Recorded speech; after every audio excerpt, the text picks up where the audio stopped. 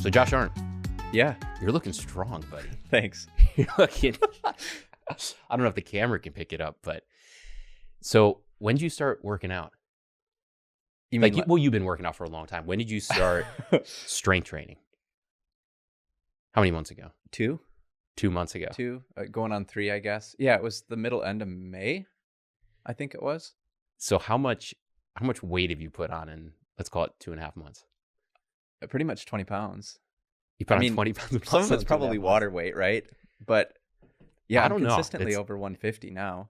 How many pull-ups do you do a day?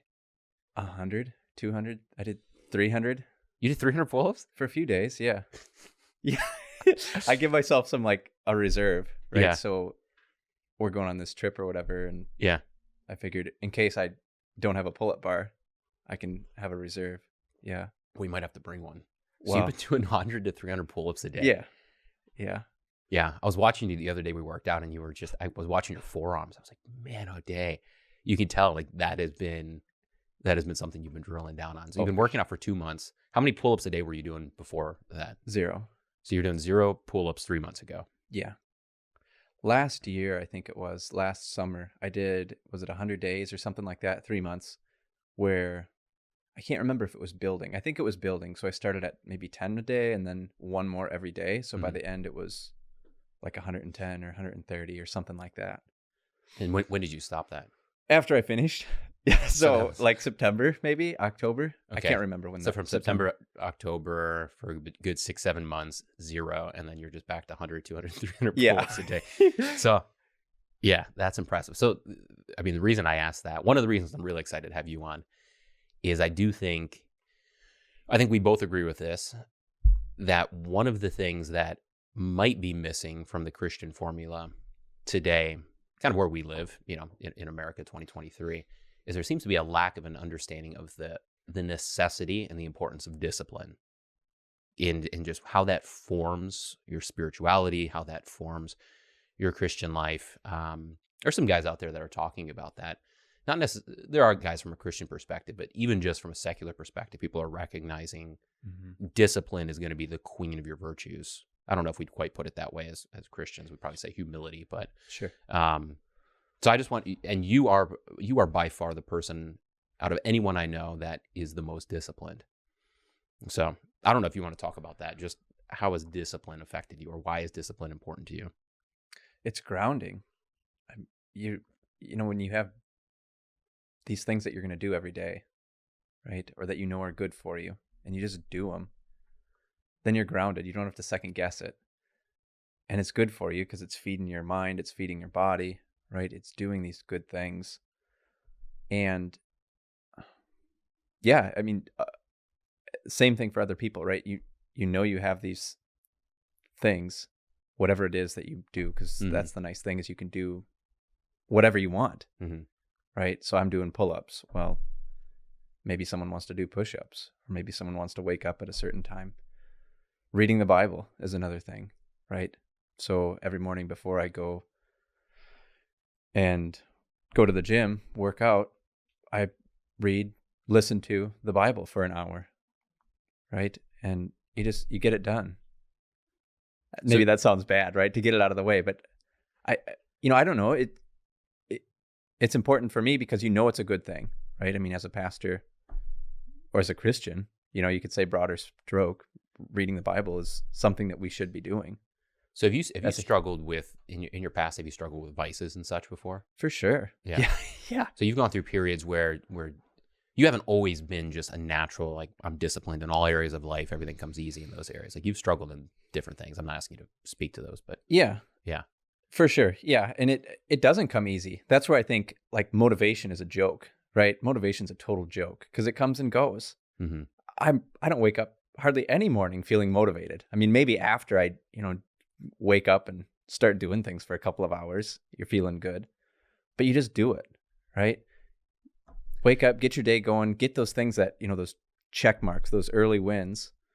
And I keep talking about the early morning, but I think that's important.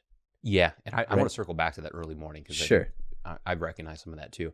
So for you, it sounds like there's 2 steps. One is you figure out, here's the things I need to do. So that's kind of intellectual. You're figuring out, here's good things. And then the second stages, you just say, okay, so this is what I'm going, in response to that, this is what I'm going to do. And then for you, you just do it. Yeah. Yeah. Yeah. I just do it. So like my alarm goes off at 5 o'clock and I wake up. I get up. Do you ever hit the snooze button? No, but a couple of times. So I would wear my watch to bed, right? Track my sleep or whatever. And I don't know, there's this weird thing like alarm, wake up with your watch and it's a vibrate rather than a ring or something like that. Mm-hmm. So I must have bumped it or something and turned it off. And I think that happened 3 times and I was so mad, like I overslept. So you did oversleep? Yeah, a couple times. Yeah. So now I set an alarm on my phone for 5:01. Yeah. Right, 1 minute. And then it's a race. So I feel this usually and I'm up. I'm bolt out of bed. I run over across the room because I don't sleep with my phone in my room, Yeah. And I'm ready for that alarm to go off just to punch it off. I don't like making much noise in the morning. So what was the first big one where you said, I need to make this change, so I'm going to make the change, and then you just did it? With what? Like with discipline, like where you looked at something in your life, maybe over the last couple of years, and you said, okay, here's something that I want to do discipline wise to make my life better. Yeah. You set out to do it. It was a big endeavor, and you just did it. One of them was probably waking up early. That was probably the first. Mm-hmm. So I think we'll talk about it more later. Like we had a group, right, who would kind of hold each other accountable to wake up early. Yeah. Excuse me. But before that, I don't remember, just a couple of years out of, being as a pastor, I would wake up at, I think 6 o'clock and thought, this is a good thing to do. Otherwise, before that, it was just kind of whenever. It was really haphazard, right? So you stay up late, sleep in late. Yeah. Kind of a thing. So that was probably the first, right? Wake up, same time, every day, no matter what. Really good for your circadian rhythm. That's the right way to say it, right? Circadian rhythm. Yeah. It's important too to go to bed at the same time. And I've been doing that too, but I think more important to wake up. That's one thing. So I've been trying to do that. We've talked about that as well. I'm pretty good, but when I have days that I miss, it doesn't matter what else I do. I'm 20% worse for the whole day. Like because my consistent time is 5 a.m. too. Really? Yeah. And I mean, there's days I'll sleep until 6 or 6:30, and it's pretty rare. But maybe a day off, I'll let the kids kind of wake me up. Usually it's because I'm up late the night before. Right. But no matter what, I can get my workout in. I can do my other things that I like to do in the morning. No matter what, I'm 20 to 30% worse. Yeah. So is that the circadian rhythm? I think it is. Yeah. So your hormones, like about 2 hours before you wake up, you have I can't speak to it that well, but an increase of body temperature, right? In other words, you start waking up and your biological clock, right, resets every 24, 23 hours, 50 minutes or whatever, something like that. So it's a little bit of a rotation there. But yeah, when you miss that window, I think it does throw things off. And that's why I was saying too, it's important to go to bed at the same time as well. Right.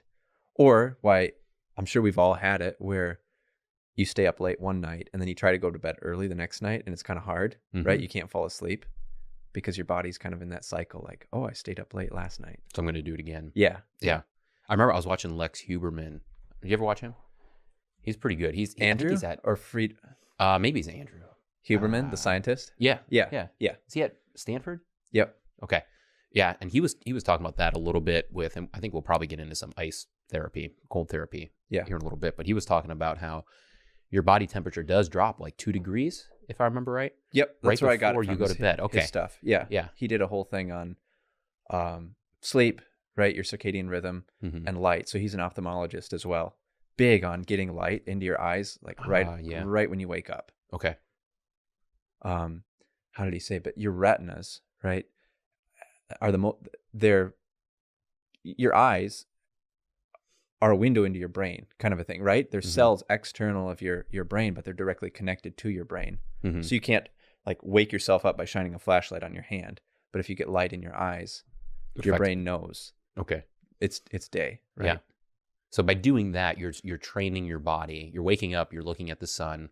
The sun has certain rays in the morning that are different than later in the day, different than at night. So your body's then recognizing this is the time to wake up and I'm going to do it again tomorrow. And then you do it again tomorrow and your body says, we'll do it again the next day. And if you do it each time, then your body gets into a cycle where it knows how to It knows how to calibrate the internal temperature. It knows how to calibrate the digestive system. It knows how to just calibrate all of these things because it has expectations. Yep. Okay. Yep. And then again, like I've said 3 times already, but then is it the serotonin, right? The hormones that make you feel sleepy, right? They're triggered then too, whatever it is, 12-ish hours later, right? Yeah. It's time for you to start going to bed. Which you see that in kids too, right? So like with our kids, they're ready for bed at a certain time. And if you pop them past that, you can tell they get crazy. You missed right? the window. You miss their window and then they're not going to bed. You know, you would think, okay, 7:30, they're tired. That's their normal bedtime. 9 o'clock, they're going to be really tired, but that's not how it works, right? Yeah. And it's because those hormonal levels have been switched. Yeah. Okay. So getting up early, that's a staple for you. Yeah. So that was probably the first. And then, I mean, if you want to hear some more, I mean, probably the second was, again, this is a couple of years after I was a pastor or had been a pastor, was alcohol. So I think we were talking during this one. Yeah. Yeah. It was right around, how was that? Right before? Right before 2020. Because at the end of 2019, and I enjoyed it. We had a good routine. Remember Sunday night, we would hang out and we just have a couple beers and we would Zoom. I was out in New Hampshire at the time. Yep. Now we're 30 minutes away. But so we would just Zoom and just chat, you know, and to kind of reflect on, I mean, after Sunday, your mind's kind of spinning. You've preached on something. You've, been studying, Right. So we would talk through that. And then, I remember you bringing that up and you're like, you know what, I think I'm going to try. And you weren't, there wasn't like a problem, it wasn't alcoholism or anything like that. But you're like, I think I'm going to try, no drinking. Yeah. And obviously staying up and drinking, something that's going to get in the way of circadian rhythm and all these other kind of things. And I was like, all right, how long? You're like, well, I think for 2020, I think for a year. It's like, oh man, that's serious. Yeah. And you did it. Yeah. Yeah. So, and you continue doing it. Right. Exactly. Yeah. And I see what you're saying. Like, I mean, it was kind of occasional, but I journaled about it some because for me, it was an issue. And part of it's like that productivity, right? Waking up, I noticed I was more anxious. It was a little bit harder to be present with family, things like that. I was kind of turned inward and like these things that aren't good. And it wasn't, big scale, but it's just these things where they're subtle, right? And if you care about it and pay attention to it, and I guess I kind of, like the productivity stuff or, self-help, you know what I'm talking about. Really just getting the self-improvement. Best out of yourself. Yeah, right. So, like I said, I just noticed that it wasn't, I wasn't on during the week, and it was kind of a boredom thing. My wife, she doesn't drink, doesn't get into it, kind of a thing. So it was, just kind of me. We'd play games or watch a movie or something like that, and I'd have a couple of beers a couple times throughout the week, and thought, pretty much like you had said, I don't need this, don't want this. So I don't know, maybe it's humble, right? But I do try to, if you're going to do something, go all in. Yeah. So that's where it's like, no, I'm not going to do a month or a couple of weeks and do it for a year. What were the differences you noticed? You mentioned a couple of them. Right away. Clarity of mind. It was just, I felt more alert. It was easier to wake up. And then you didn't have this up and down. They might not have been huge ups and downs, right? But it was way more consistent throughout the day, if that makes sense. Yeah. Just to kind of... a Saturday morning's not different than a Tuesday morning. Yeah. You know what you're going to expect. Yeah. Right? So you wake up on Tuesday and feel the same way that you do on Saturday or Sunday or whatever. And what the factors are that you have during that day, whether it's, church on Sunday or you have a meeting or nothing, per se planned. You're in control of that, I guess. Do you think Saturday morning cartoons, I was thinking about this the other day. Do you think Saturday morning cartoons as a kid is because parents were up too late on Friday? That's a good thought. Because that's, when we grew up, like Saturday morning cartoons was a big thing. And like TV programs, of course, they were for that. Yeah. But I don't know, I was thinking about that the other day. I'm like Saturday morning is a normal morning for like people who have a normal morning or weekly routine. Ours is a little bit different as pastors, but normally like, Monday through Friday you're working. Yeah. If you're gonna cut loose or if you're gonna if you're gonna stay up late, it's gonna be Friday night.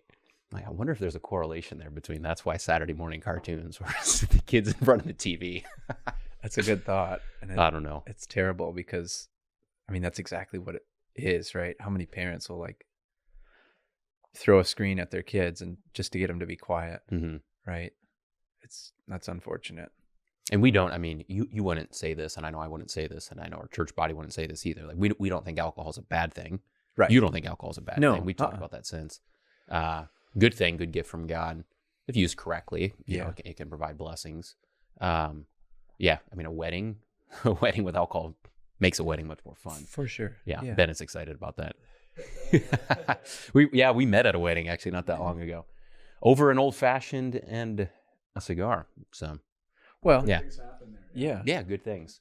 But and that's there can be cons, and that's where what would we say? We'd say if it becomes an idol, it's going to enslave you. Yeah, and that's where having a couple drinks on Friday night, not a big deal, you know, by any means. I mean, we'll talk about it a little bit. There's times where I'll say no alcohol for a period of time. Not always. So it's not, you know, if we have people over on Friday night, you know, we'll do that. But if it gets to the point where I've got to sit the kids in front of the TV on Saturday because I'm too tired, like then you're making sacrifices on behalf of the alcohol. Yeah. You know, the alcohol says, take a lot of me. Well, what's it going to cost me? Yeah. Well, time with your kids in the morning and, you know, you're not going to feel great tomorrow for half the day. If that's the case, then you're making a lot of sacrifices for that idol. And that's important to have a finger on that, right? To always kind of have your gauge going, because sure, you'll have these ebbs and flows like I was talking about, right? And nothing wrong with it, to celebrate, to enjoy, right? The seasons of life, whatever you want to say.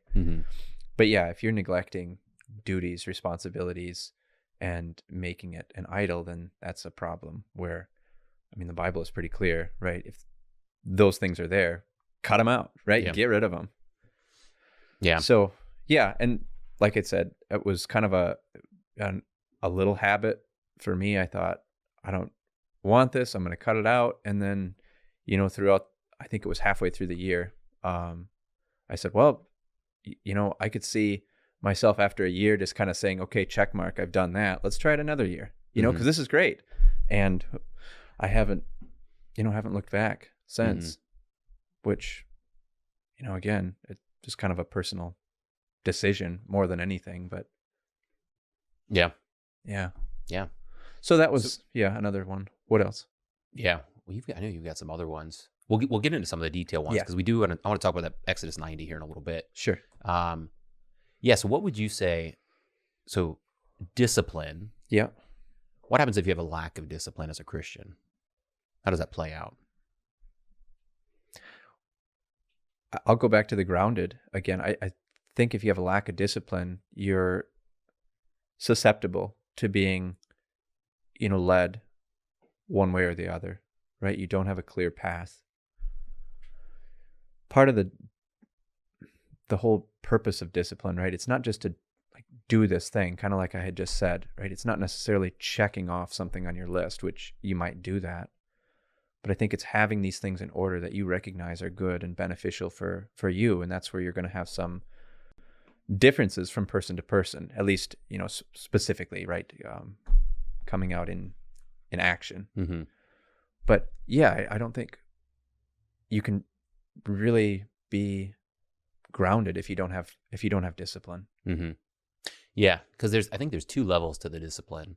One is, you know, kind of like, okay, so let's say you've got discipline, you know, maybe alcohol, sure, not at a healthy level. Maybe your sleep schedule's all over the place. So you can say, okay, I want to get discipline in these areas. So I get discipline. I wake up at 5 o'clock every morning. Yeah, that's good. Now your circadian rhythm's a little bit better. There's that. But on the spiritual level, there's something about getting out of bed at 5 because you never want to. It's not like you do it for a week and it's not like you wake up day 8 and you're like ready to rock and roll, right? I mean, I don't know if that happens to you. It doesn't happen to me. No, not usually. It's usually not as bad as day 1. Day 1's worse than day 8, but you wake up at day 8 and every voice in your mind is telling you, hey, get back to bed. Like rolled over. That would be a comfortable position. Just hit the snooze button for 10 minutes. And if you say yes to that, then your first move in the day is a loss. Yeah. Now you're 0-1. Yeah. Then you hit the snooze button again. Now you're 0-2. And now there's a chance that you're going to hit the snooze button for an hour. And I do that sometimes. And that's the worst because by the time I get out of bed, I've lost 8 times in a row. Like I've got to go get 8 wins just to break even. Sure. And it really does work like that. versus like you get out of bed and you say, I made a decision because I made a plan last night. I'm going to wake up at 5. Mm-hmm. Everything in me told me go back to bed, but I put my feet on the ground and I walked over and brushed my teeth. I won that one. So now what's next? And then you go do the next hard thing. Sure. And I think that's why you and I've talked about, we like working out in the morning. And I can understand some people say it works better at other times. That's fine. But I do think working out in the morning is the best time because, okay, you've won, you've gotten out of bed and you've won. Good. What's the next thing you're going to do? And if it's go sit and play on your phone and just say, well, good, I won. Okay, now you're taking another loss. But if you go and go do something hard physically, you go work out. We'll talk about, cold plunges and cold showers. The more hard things you do in the morning, then for the rest of the day, you're looking back and you're like, it's 11 a.m. and I got to go have a hard conversation with somebody. Well, is that as tough as it was getting out of bed? Was it as tough as, getting my heart rate up to 175 in that workout? Was it as tough as taking a ice cold shower in January? Like, sure. If you get those wins behind you, rest of the day, you just got wind in your sails. Yeah. And you're in that, you've trained yourself to say, I've got an easy route and a difficult route, and I'm going to choose the difficult route. I've done it 4 times. Why would I not do it a 5th time? Why would I not do it a 6th time? Yeah. And if you just all day long, you're gonna have an onslaught of temptations to take the easy route. Yeah. And that's going to usually correlate with sin. Usually, the sin is never the difficult route. Sin is always the easy route. Right. But if you're training yourself from the get-go to take charge of your fleshly desires, you're training yourself to win, and not just win in like a secular way, but to win spiritually and win from a Christian perspective. Well, right. Yeah. We're given our bodies, right? Our faculties, our reason, all our senses, right? As we would say, to use them, right? And not be passive about it. God isn't passive. His word isn't passive, and neither should we be, right? We're his creation. So yeah, you think about it, I think, deeper than I do, which is probably good. Because for me, it's more of an integrity kind of a thing. If you say you're going to do something, you better do it. Yeah. And if not, like if you don't think you can follow through with it, if you don't think you can wake up at 5 or whatever your goal might be, that's, I think, a part of it, goal setting, then don't do it, right? Because you're just shortchanging yourself, and pick something else, right? Yeah. Whether that's be a later time, something a little bit more manageable, right? You do 1 pull-up, or you run, or you read a chapter of the Bible, or whatever it might be, right? Do something manageable, I guess, is my point. But yeah, I don't think about it as much as you do, like the later in the day. I don't look back on my morning and say, I did that already. That's why I get caught sleeping and I'm thinking about it too much. You're over there just doing it. I'm over here like philosophizing about it. Well, either way, yeah, that's fun.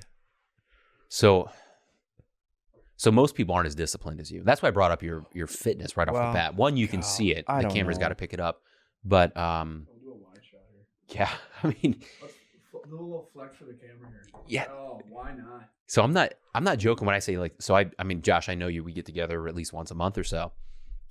We got together last week, and it had been we had a little break. I think it might have been since you started working out. So the 2.5 months. I'm like, Josh, like you grew, and you too. You're not taking steroids or anything. I mean, you've got your standard supplements, which are good, but sure. I mean, you put on that's healthy weight. Most people aren't going to put on 20 pounds, 15% of their body weight in 2 months, but you're showing it's possible. But why is it? It's because you say, okay, I'm going to do 100 pull-ups, and you do 100 pull-ups, and do you do it 4 days a week? No. How many days do you do it? 7. Do you ever miss a day? No. Well, that's the thing. Like, that's what discipline does. So it's one of those. So obviously for anyone watching, I hope everyone understands the necessity of discipline. Maybe I want to drill that down just a little bit more, because the follow-up question is, okay, so for someone that wants to start improving their discipline, how do we do it? But how does the day play out if you don't have discipline? Like, because that's the standard day for most people, right? It's up to you. It's maybe that's a bad way to say it, but it's hard to say. You don't know, right? If you don't have a plan, a schedule, if you don't have it laid out, right? We have this for work. hopefully, right, where you have at least a rough idea of kind of how the day is going to go. You get there at 8 or 9 or whatever it might be. Maybe you have to take the kids somewhere, get the kids ready. You eat lunch around 12, 12:30, get back to work. Maybe you go for a little walk after lunch, right? You have these things planned out, but. And you've got an alarm at whatever time it is, right? But you set an alarm for the end of work. Yeah, I've tried to do that, and it's okay. So kind of markers throughout the day, right? Wake up, when to be at work, kind of when I'll quit work, and then when I should be done eating supper, which it's kind of rough, right? But then when to get ready to go to bed and when I should be in bed. Yeah. And that, I guess it goes back to the circadian rhythm kind of thing. It helps to ground the day. Yeah. And then balance the different tasks throughout the day. So I'm not stuck at, work for the whole day and then neglect my family or whatever it might be. Yeah. Right? You have that balance. What were you going to say? I was thinking about a couple different areas to go. Do you think, I mean, this isn't necessarily our expertise, but I mean, would you say that take the church 500 years ago, take the church 1,000 years ago, do you think that discipline was as much of a struggle as it is today for Christians? I just spitball and say no. Yeah. No. And it's the distractions, right? Yeah. They didn't have the distractions that we do today. The constant feed of, new information. I mentioned that to you just, a couple of days ago, right? Our information that we receive, most of it is like 24 hours new. Yeah. And 500, 1,000 years ago, they're lucky to get their hands on a book. What else? The information. Oh, and just a harder life, right? We have it so good now. So that's where I think, just me, I guess. I'm not making a plug for everybody to go do it, but it's important to do hard things. Yeah. Right. And not deprive yourself of comforts once in a while. Yeah. Especially when you have the control to do it. Right. It's like you think 500 or 1,000 years ago, they just had to. You had to do hard whether things. They liked it or not. Yeah. Right. And now we can, it's been 100 degrees these past couple of days. You could go outside and sweat for a while, but then after you're done, you could go cool off. Yeah. They couldn't do that. Yeah, they were outside in this 100-degree temperatures we have these last couple of days, regardless, because you had to. So we're so fortunate in that regard. And so there is a sense, and I mean, I can certainly see this. There is a sense where we have become accustomed to comforts. We've been accustomed to distractions. We've been accustomed to, there's a narrative of, if I get a $10,000 raise next year, go get something new that's a good comfort. Go get a new couch. Go get a car that's a little bit more comfortable. Sure. Maybe get a new sitting area that's a little more comfortable, a kitchen that's easier to navigate, and nothing wrong with those on their own. You do make goals and you do try to do things, I guess, for the sake of your household or your family. But if your life is wired, and I bet most people, their life is wired on chasing after those things. That's what they seek. And they trained themselves to seek that. So they seek at the end of the day, now I can just have some relaxation time. Nothing in a vacuum, nothing wrong with that. But if that's what you're always seeking throughout the day is, a little bit of time away from work, a little bit of time away from parenting, a little bit of time where I can veg out on my phone, a little bit of time where I can get out of that heat into that air conditioning. Yeah. If that's what you're seeking after, the whole day, that's what you're going to search for. Yeah. And you have to rewire yourself to say, I don't want what's comfortable. I want what's good. Yep. And maybe quiet time at the end of the day with my wife is good, but you have to define what that is. You have to take time to think through that. Yep. That's the first step you've said. Yep. Right? Yep. Okay, I want to wake up at the same time. Why? Because I'm going to be a better person. I'm going to be a better human being to everyone I interact with because I'll be in a better mood. I'll be a better worker. I'll be more disciplined. I'll be a better father. If that's objectively true, then your next response is, why the heck would I not do it? Right? I'm going to wake up at that point. Why? Because I'm seeking that which is good. Mm-hmm. And to seek that which is good means I'm going to wake up at 5, means I'm going to work, whatever it is, right? For each person, it's going to be slightly different. But each time the good thing is going to be more difficult than the easy thing. Yeah. And you have to get yourself addicted in a good way, to pursuing that which is good. Yeah. And that's where I do think in the church past, there were habits of the household. There were habits of the church life. You would pray at certain hours of the day. You would do these types of things, and they kept you rooted. Yeah. To say, You know, if you go a whole day without interacting with God, you've missed 7 or 8 checkpoints. Yeah. You know, Yeah. versus just kind of a loose, like, well, I should plug in prayer at some point in the day. I don't know when I'm going to do it, but I'll do it at some point.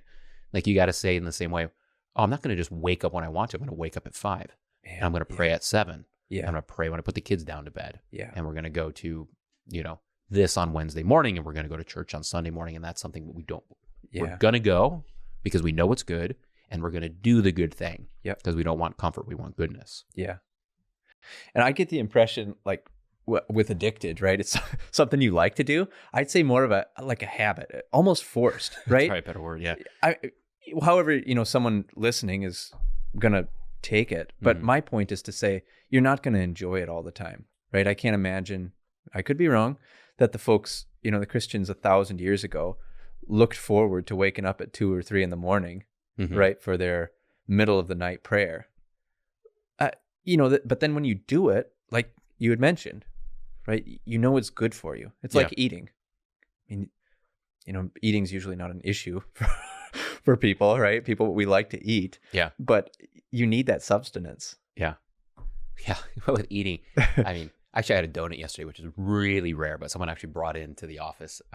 It was from Edina. There's a place in Edina, Puff something. I don't know, but I guess they're pretty acclaimed donut shop. So she brought it in, and so I had like a corner of one or half of one, and it was good. I don't mind doing that every once in a while. It's not a huge deal, but it is just one of those things where you get how much, like, I don't know. I mean, I ate that pretty quick because it's good, but 15, 20 seconds of pleasure. Sure. And if you eat that whole thing, you know, and especially if you haven't worked out or done some other healthy things, you've got maybe an hour and a half of your blood sugar just going through a roller coaster. Yeah. So is that really worth it? Objectively, probably not normally. Yeah. You know, certainly not on a regular basis. Yeah. So it's one of those things you just think through and you go, well, obviously that's not good. Yeah. But I do think discipline's the thing that comes down to it. Because most of the addictive sins, sloth, those kind of things that rise up, you can combat that with good discipline. And if you don't have discipline, you can have all the good ideas in the world. But discipline doesn't come naturally. So I want to talk about Exodus 90. Sure. So that's something I think for me, that brought me into the realm of discipline more so. I've always been relatively disciplined in certain areas, and other areas not so disciplined. Yeah. You, I think, ran into discipline prior to this. But Exodus 90 was something we did, which my buddy Matt Quickie, we were moving out here, and we were moving like early January, or I think we were driving. This point might have been like December 28th, big old snowstorm. But anyway, we're driving across the country from New Hampshire here to Minnesota. Yeah. And we were just chatting, and he's like, hey, I'm interested in doing this Exodus 90 thing. I was like, okay. I was like, well, this move was stressful, and stress usually leads to some bad habits. So I was like, yeah, you know, I'd like to start fresh. I'm moving here to Minnesota. I'd like to get some of these bad habits that have crept up under control. So I'm like, yeah, I'll do it. Exodus 90 days. With a lot of disciplines. We'll get into what those are. What was your first reaction when I asked you to join? Yeah, how was it? I think I was upstairs with the kids, and you had called, and I was pretty much on board. I thought, yeah, this is great. Let me know, what else? It was kind of a quick conversation, but I thought, yeah, that seems decent. Why not? There was maybe a little hesitation for who knows why, but for you, it was easy. So can you just tell everyone what Exodus 90 is? Well, it's a program where I would say it's based in fraternity, right? So you get a group of folks together, group of guys, around 5, 6-ish. And like you had said, it's for 90 days. So it starts on pre-Lent, or I guess even before pre-Lent, but goes up to Easter. And the idea is that you take time. There are scripture readings. Mm-hmm. There's time to pray and meditate on the Word of God each day. 3 pillars. Yeah, what was it? Prayer, asceticism, and fraternity. So what was the prayer section? Can you remember that? It was pretty much that, right? They had readings each day. Yeah. They had where you would pray for an hour a day, or what was it, 20? I think they changed it over a couple of years, but set aside time to pray. Was there anything else? Yeah, so the devotions, you walk through the book of Exodus. Well, right. Which was Yeah, great. That's why they call it missed that. Exodus 90. Yeah. But what's so Okay. cool there is I appreciated the devotions because, and the narrative's spot on, right? I mean, that's they're getting to the heart of the biblical narrative of what Exodus is. Because Exodus is this move from slavery Mm-hmm. towards the promised land. So from slavery to freedom. And there's two elements in the book. There's the physical slavery that they're experiencing. So, they're physically enslaved. Yeah. But there's a much deeper meaning to that whole thing. And that's picked up in the New Testament for sure. But there's this spiritual slavery that's also taking place. Sure. Right. And that's where the program really dives into that narrative of saying, yeah, probably most of the people that are doing this, you and I included, are probably not physically enslaved. Right. Right. But are you spiritually enslaved? And the answer is, yeah, if you can't have full discipline, you're spiritually enslaved to some degree. Right. Which is then physically enslaved. I mean, I know what you're saying. You're not a physical slave in the right. Yeah, I don't have a slave. It is physical. I guess is what I was going to say. Keep going. Yeah, like if you can't not eat snacks in between meals, right, you're addicted to that thing. Mm-hmm. If you're dealing with more severe things like pornography or alcoholism or drug abuse or anger or any of these kind of things, or technology was a big one. Oh yeah. Right. I mean, like if you can't lay off your phone for a day, you're addicted to that, which means that thing owns you. Yeah. That thing is your slave master. Exactly. And you're enslaved to that in the same way that the Israelites were enslaved to Pharaoh. And it really drills into that. And that's why I love that narrative, because it's saying modern men, if you're going to be a head of the household, if you're going to be a Christian man, right, made in the image of God and representing him and his new creation, and you're addicted to these things, you're going to fail at your job, right? To maybe not fully 100%, but to a pretty strong degree. You're going to be severely limited by those addictions. Yeah. And then therefore, everything that you're doing for those 90 days is about breaking those addictions, coming out of Egypt and heading towards the promised land. Yeah. And there's different stages to that whole narrative, and there's different stages to the program as well. Yeah. Yeah, I was trying to think of if there's a different way, right? You're not free, right? Like you had said, you're controlled by that, and it really gets into the discipline too, right? Mm-hmm. How does your day look then? Well, it's kind of wishy-washy, right? Yeah. That was a big one, the technology, right? Dang, it was, you realize when you're pressed with the task of not using your phone or, extracurricular technology. I don't remember if that's how it was phrased, but how often you do, right? Mm-hmm. And how tempting it is. I mean, that was a big one for me. And and that's where it moves into that asceticism. Yeah. Right. So that's the second. So you got go ahead. Yeah, there's that spiritual portion, reading the scriptures, aiming at an hour of prayer. Although I would say, I don't think any of us, Rory he did it a little bit. Brad, Matt's brother, I think he did it perfectly. But I did not do a full hour prayer a day. And it's supposed to be full, like 1 hour you sit there and you go through, and it's a great structure. I highly endorse it. I was able to do it a couple times, but I didn't do an hour on a daily basis. Yeah, I think that was in addition to the reading, right? So you would just kind of sit by yourself with your thoughts. And I had a little bit of a, issue with that maybe. They had some structure things that you could do. And this is put out by the Catholic Church, so they would utilize some of their prayer techniques, which a lot of that would have overlap with us, not all of it, not the rosary, not the Hail Marys, but certainly some structured prayers I think are very healthy. Go ahead. No, yeah, that was about it. I was going to say, I found it maybe more beneficial, even though it wasn't, quote, the right way, to have the Bible, right? And kind of let that guide. So I considered that part of prayer. Yeah. Right. You're reading passages from scripture. And like I said, that wasn't exactly what they had meant or intended. But maybe that's another plug for our short, or my short attention span, right? Yeah. Can you sit with your thoughts an hour? Can you sit with your thoughts 10 seconds? Try it. Say the Our Father and tell me you don't get distracted. Yeah. It's crazy. Who was it? Who was the good, maybe 1800s, maybe 1700s? He was a great scientist, I think. He was a great Christian. Starts with a P, maybe. Oh, boy.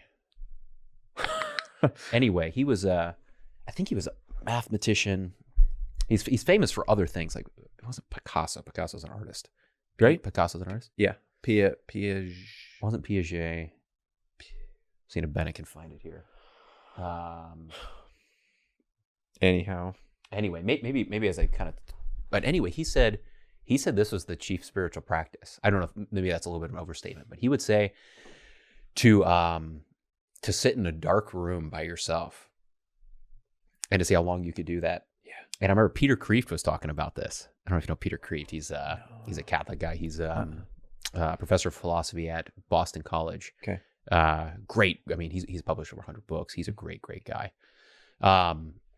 And he basically said he tried this. Okay. This was the guy endorsed.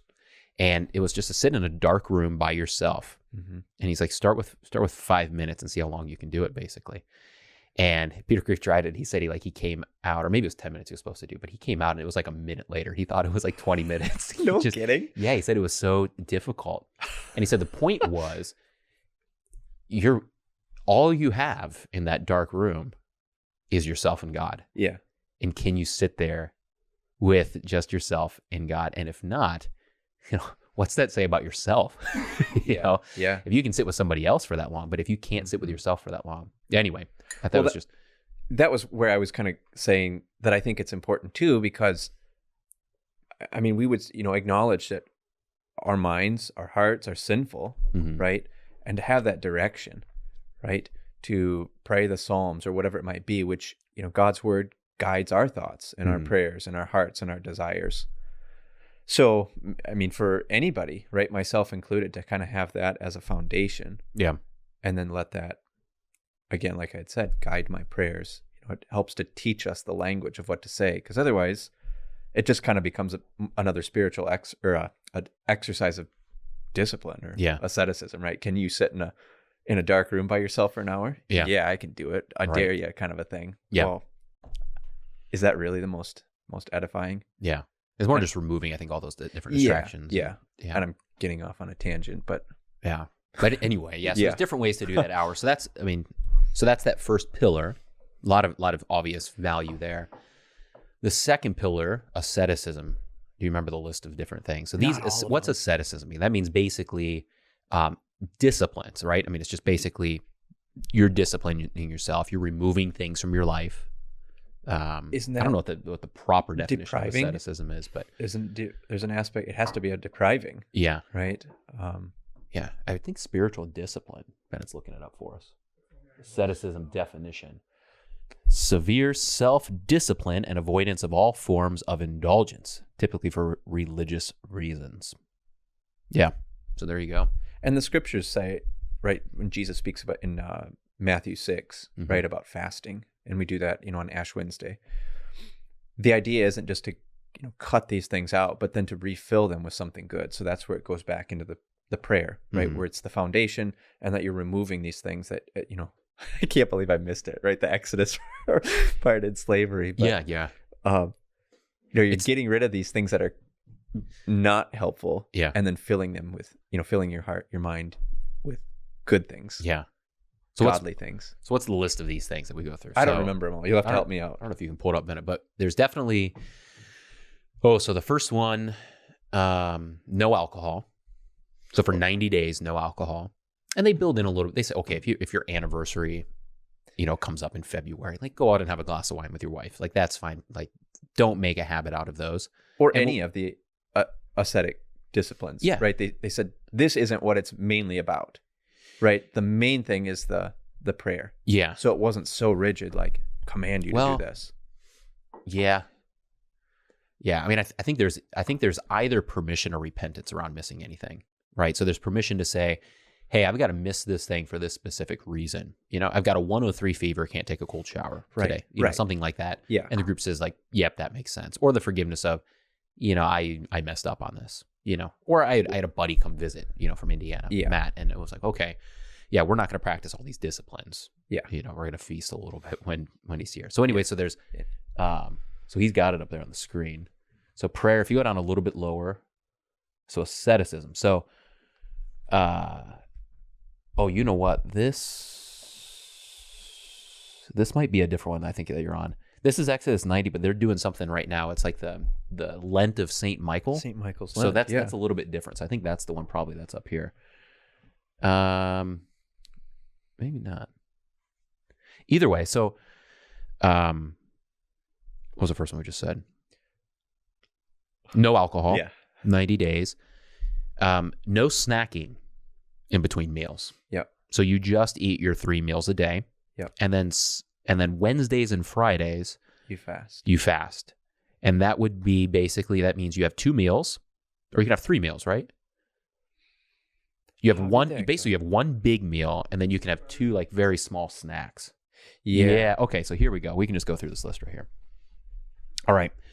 So the asceticism, I don't know if it's picking up on the screen, probably not, but so let's just go through. Take short, cold showers.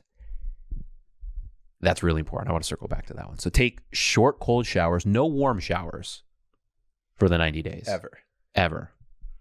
Unless if it's for, well. Never. Unless if it's for romantic reasons. That was the only exception in there. But never. Other than that, take short, cold showers. Practice regular, intense exercise. Yeah. Get a full night's sleep. You aim at 7. So that goes back to just the discipline of get to bed. Don't sit up doing stuff. Abstain from alcohol. Abstain from desserts and sweets. So you're just cutting those things out. No alcohol, no desserts, no sweets, no eating between meals, like we said. No soda or sweet drinks. So basically you get white milk, black coffee, and black tea. That black coffee was actually kind of tough. I was used to at the time putting cream in. I don't really do cream anymore. No, you guys are. We were just talking about how much we love black coffee. Yeah, or regular coffee. So I picked coffee. Yeah, proper coffee. Yeah, it's just coffee. Yeah, and I picked that up basically through Exodus 90. I got back to black coffee. I'll still put cream in every once in a while if it's lower quality coffee. Anyway, abstain from television, movies, or televised sports. That was a cool one. I want to circle back to that one too. Just for some people in the program, that was tough. For you and I, not so much. Yep. Abstain from video games. Abstain from non-essential material purchases. That was a good one. Right. So basically, if there was any big purchases, we would actually talk it through with the group. Mm-hmm. Like, is that a necessity? Did your heater break? Or are you PS5s or anything? No PS5s? Yeah. Right.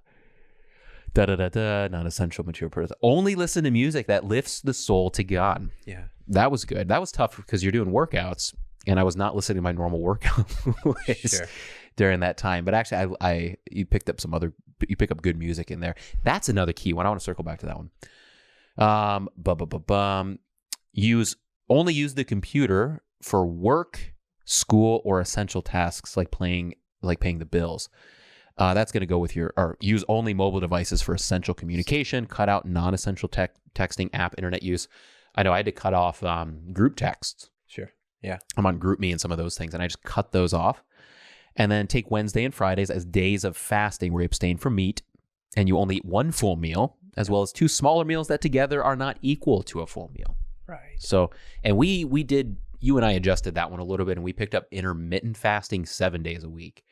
And the reason being, at that point, I was training for an Ironman, and I tried it for like 2 weeks. I'm like, I can't burn 1,200 calories in the morning, and then so we adjusted that a little bit and our group agreed on that. But so looking through that list, which one stood out to you as the most effective? Effective? Yeah. Probably the eating one. So that the fasting, right? If you say hardest, it's a different story, or most challenging. But I would say it was the fasting, and that was just a personal eye opener because I had always eaten, right? I'd swallowed the phrase hook, line, and sinker about breakfast being the most important meal of the day. Yeah. Right.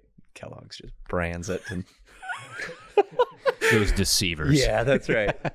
But kind of again, maybe we'll continually go back to it, but the discipline thing, you and I talked about it, and it was a struggle, right? I'm hungry all day. I can't, can't eat a decent meal, kind of a thing. What can we do? And then this intermittent fasting got brought up, and you thought, well, that might be kind of hard, but we went into it, and there again, you commit to it, and I really found out how much I loved it. And So We were slow to the trigger on that one, weren't we? it was tough. I Yeah, was. it was I tough. just, that was was too. excuse after excuse with Yeah. that one. And then intermittent worked. I think Ironman training was at least somewhat legitimate. I'm like, I'm exhausted. Like Yeah. But once we hit the stride, and then what did you do during Holy Week? I tried to fast the whole week. How long The did you whole dang fast? Week. I think it was 108 hours. Or 108 something hours. like that, until I turned yellow. Yeah. And we were worried about jaundice. One of the guys, his wife was a doctor, and she's like, tell Josh he's got to start eating. Yeah. You're like, I'm Yeah. turning yellow. So Yeah. So I mean, so point being, you started off and fasting was the most difficult for you, and you ended up finishing and you fasted for 108 hours. yeah, and then I maybe ate right after Easter, but then I picked it back up for quite a long time. Yeah. Because I found I had so much clarity. Right, you're not digesting food, so you'd wake up in the morning and you're really not that hungry, and you can focus. Yeah. Right, you can still have a cup of hot coffee, and just none of the sugars or things the carbohydrates that'll spike your insulin. How much would you eat for dinner? Usually a lot. I mean, yeah, I remember we were texting. So we had you have like your buddy system. We'll get to that in a second here. But I remember we were texting one day, and I had eaten all but 2 pieces of an extra large 16-inch pizza. I was because I had just fasted. I burned so many calories. I was, and then I ate a protein shake because I was still hungry, but I had to leave the last couple pieces for Raylene. She was coming back from work. Normally we eat those. Our family eats it, and then we've got lunch the next day for the 2 of us. Because I mean, it's a giant. It's from a local place called Garage Pizza. Really good. I could have eaten the whole stinking thing. Yeah. But anyway, a lot of benefits from fasting. But once again, it challenged you at first, right? At first, your instinct is to say, not this. Yeah. Yeah. There's other things I can, but not this. This is too difficult. Yeah. And then by the end, you're like, oh, actually, that was really beneficial. I see the value in this. It's affected so many different areas of my life. Yeah. And it ended up that I found it easier, right? So if we use that as an example, the fasting, Wednesday and Friday is kind of how it was set. Mm-hmm. And maybe there's good reason for that, right? I mean, those are typically early church. for the That's one church. of the earliest things we know about the church is that on Wednesdays and Fridays they fasted. But they had service. I mean, even more important than fasting, right? They would have church service. I don't know if they did on Wednesdays and Fridays. Sure, they did. You think so? Yeah, you bet. You think it's because they had it every day, or do you think? Can you look this up in it? Check out the See if Lutheran they Missal say- Project. They have readings for Wednesdays and Fridays. Well, I'm right? sure they had readings, but they had church Yeah. service. Yeah, Were they you having bet churches they did. every day? Yeah. Okay. So were they having special ones on Wednesdays and Fridays? I don't know about all that. I believe that they would have a communion service on Wednesdays and or Fridays. Early church. We're talking 10th century. What's that? 10th Oh, century. I'm going back to like even further second back. or third century. Yeah. Just type in like early Christians fast Wednesday, Friday. Look how programmed we are to like typing into Google. Like I skipped a whole bunch of words like early Christian fast Wednesday, Friday. Yeah. It says the teachings. This is just Wikipedia. The teaching of the 12 apostles, written in the 1st century AD, directed Christians to fast on both Wednesdays, the 4th day of the week, and Fridays, the 6th day of the week. I don't know what the reference to that is. Teaching of the 12 apostles. I wouldn't trust. I don't know what the source of that is, but I mean, I'm we sure do on the know Lutheran this. Missal site they have Lutheran Missal. Lutheran Missal .org.com. The Lutheran Missal Project is maybe the site, but they have some blog posts. Okay, that might be where tough they've been tracking tough the to history nail and down kind of quickly. saying why we have these Wednesday and Friday readings. Okay. And like I say, I remember reading through it. There might be times throughout the church year when they don't have either communion service, but either way, right from the get-go, Wednesdays and Fridays they were fasting. So that's at least the historical reason why Exodus 90 picks up that Wednesday, Friday. sure. Yeah. And then with the fasting too and Holy Week, you ramp those things up. But yeah. So anyway, that's anything else you want to say on fasting? I didn't really finish my thought. Why I go thought it for was it, yeah. easier is because you're doing it every day, right? So where if you The have intermittent, Monday, yeah. Tuesday, then Wednesday I have to fast, it's kind of, your guts are really rumbling, Mhm. right? And then you get another day to eat, and then you're fasting again. But if you just do it every day, you get used to it, Yeah. right? So Well, it's kind of like again, your a plug pull-ups. for consistency. Yeah, just do it. Yeah. Right. Otherwise, you have so many opportunities to worm out, to make excuses, right? Well, today's not good. I'm not feeling really great. Well, my stomach's growling extra hard today. Yeah.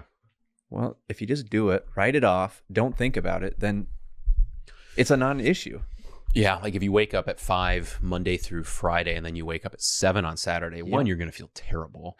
But two, you're also going to like treat yourself that a reward is sleeping in versus the reward is waking up and feeling good and then getting good things done. Give yourself another reward. Yeah. You know? Yeah. Okay, he's got it up here. University of St. Thomas, that's close to here. In early centuries, regular weekly fasts were practiced on Wednesdays and Fridays, with Friday being particularly poignant as the commemorative day in which the Lord died. By 480, Saturday had replaced Wednesday in the Western Church. Interesting. So they would fast Friday and Saturday for a period of time. Okay. Yeah, I do remember reading just a history document on food fasting. And it was so fascinating because the church basically from early, I'm trying to think of when this document started, probably 300-400s. And it went through just because I wanted to figure out what kind of fasting I wanted to do for Holy Week. And it was mandated that all Christians had to fast for periods of times during Holy Week. And basically what happened was from that point until now, like every couple hundred years, it just got lessened and lessened and lessened, the restrictions. And it was just a common thread. And it would show like what year there was an edict change and all this kind of stuff in the church. And basically you just moved from like all Christians were fasting together, almost like in the Old Testament where all of Israel fasts when the Assyrians are coming. And it's like everyone fast and prayed and then God helps them. So everyone's doing it together to basically move to this point where fasting just, it just becomes less and less. Yeah. And I would say after experiencing the fasting, bringing it back is healthy. But part of that is good. I mean, you see where it comes from, right? Like part of the whole Reformation is that these things can't, be commanded, right? It's not binding on a conscience in that way, right? Yeah, but if they're attached to like salvation, right? Which I don't know if they necessarily were. I don't know. I can't speak to that. I mean, it could be a whole, connected together, right? If you're not for us, you're against us, kind of a thing. Yeah. But yeah, I feel like we've lost the language to be able to say this is just what you do, and if the response is, "Wait, you mean I'm not going to go to heaven if I don't do it?" Like, no. But to just do it. Everything doesn't have to tie into where do I go when I die. It's just, you're a Christian. You don't do this, and you do this, and there's a bunch of tangible reasons on why.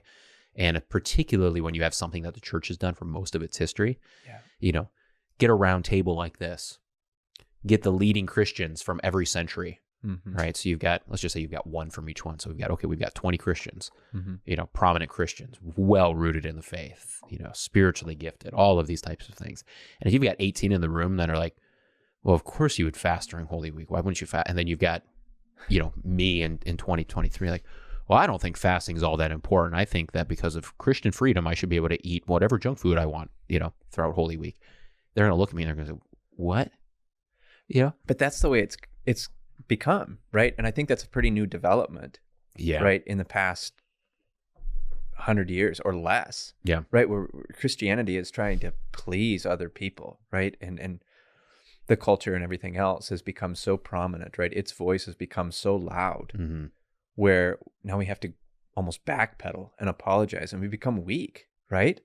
It's like, well, I want to be liked. I don't want to tell you no. Yeah. And then we try to apologize. Well, I'm sorry that we can't do this, or you can't do this, or I have to be this way. Well, I mean, dang, that's a bad temptation. Yeah. Right? We should just, like you had said, do what's right, what's good. No, you're not burdening someone's eternal life. Yeah. But we do need to be united. Yeah, It's a shame. These are things Christians do. Yeah. Yep. I want to jump to some of these.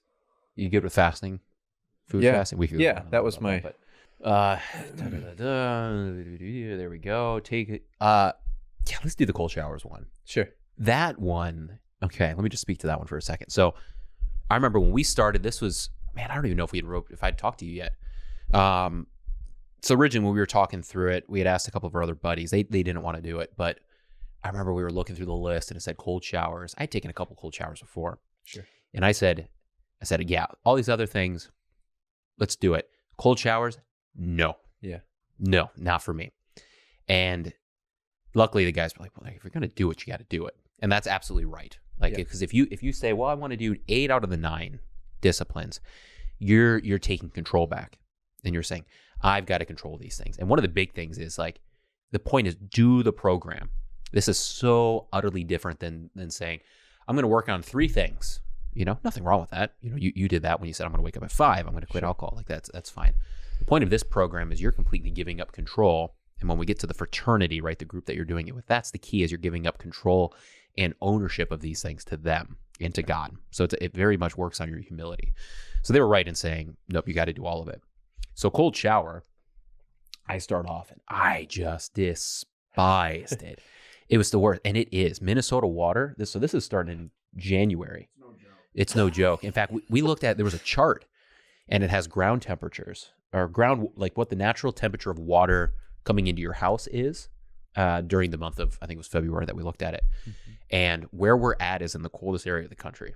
So for us, basically Minneapolis north, it's like 39. Is that right, Josh? 41? Yeah. We were talking about it and had the idea to test it. And I did a couple times. Can you pull that a little bit closer? Did a couple times. Yeah. And I think it was 38. I think I maybe got a 37 once coming out of the faucet. But yeah, somewhere around there, 30. Yeah. Yeah, just drill a hole. Exactly. Exactly. Break through the ice. Yeah. Yeah.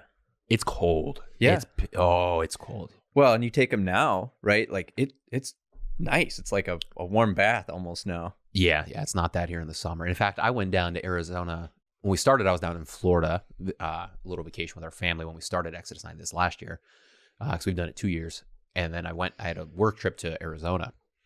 And you go down there, and it's just, I don't know, they need to put an asterisk by cold. Yeah, by cold for anyone down south. Because coming out of Minnesota, I'm like, this ain't cold. So nice. Yeah. Anyway, so it's cold. Not loving it. It's brutal.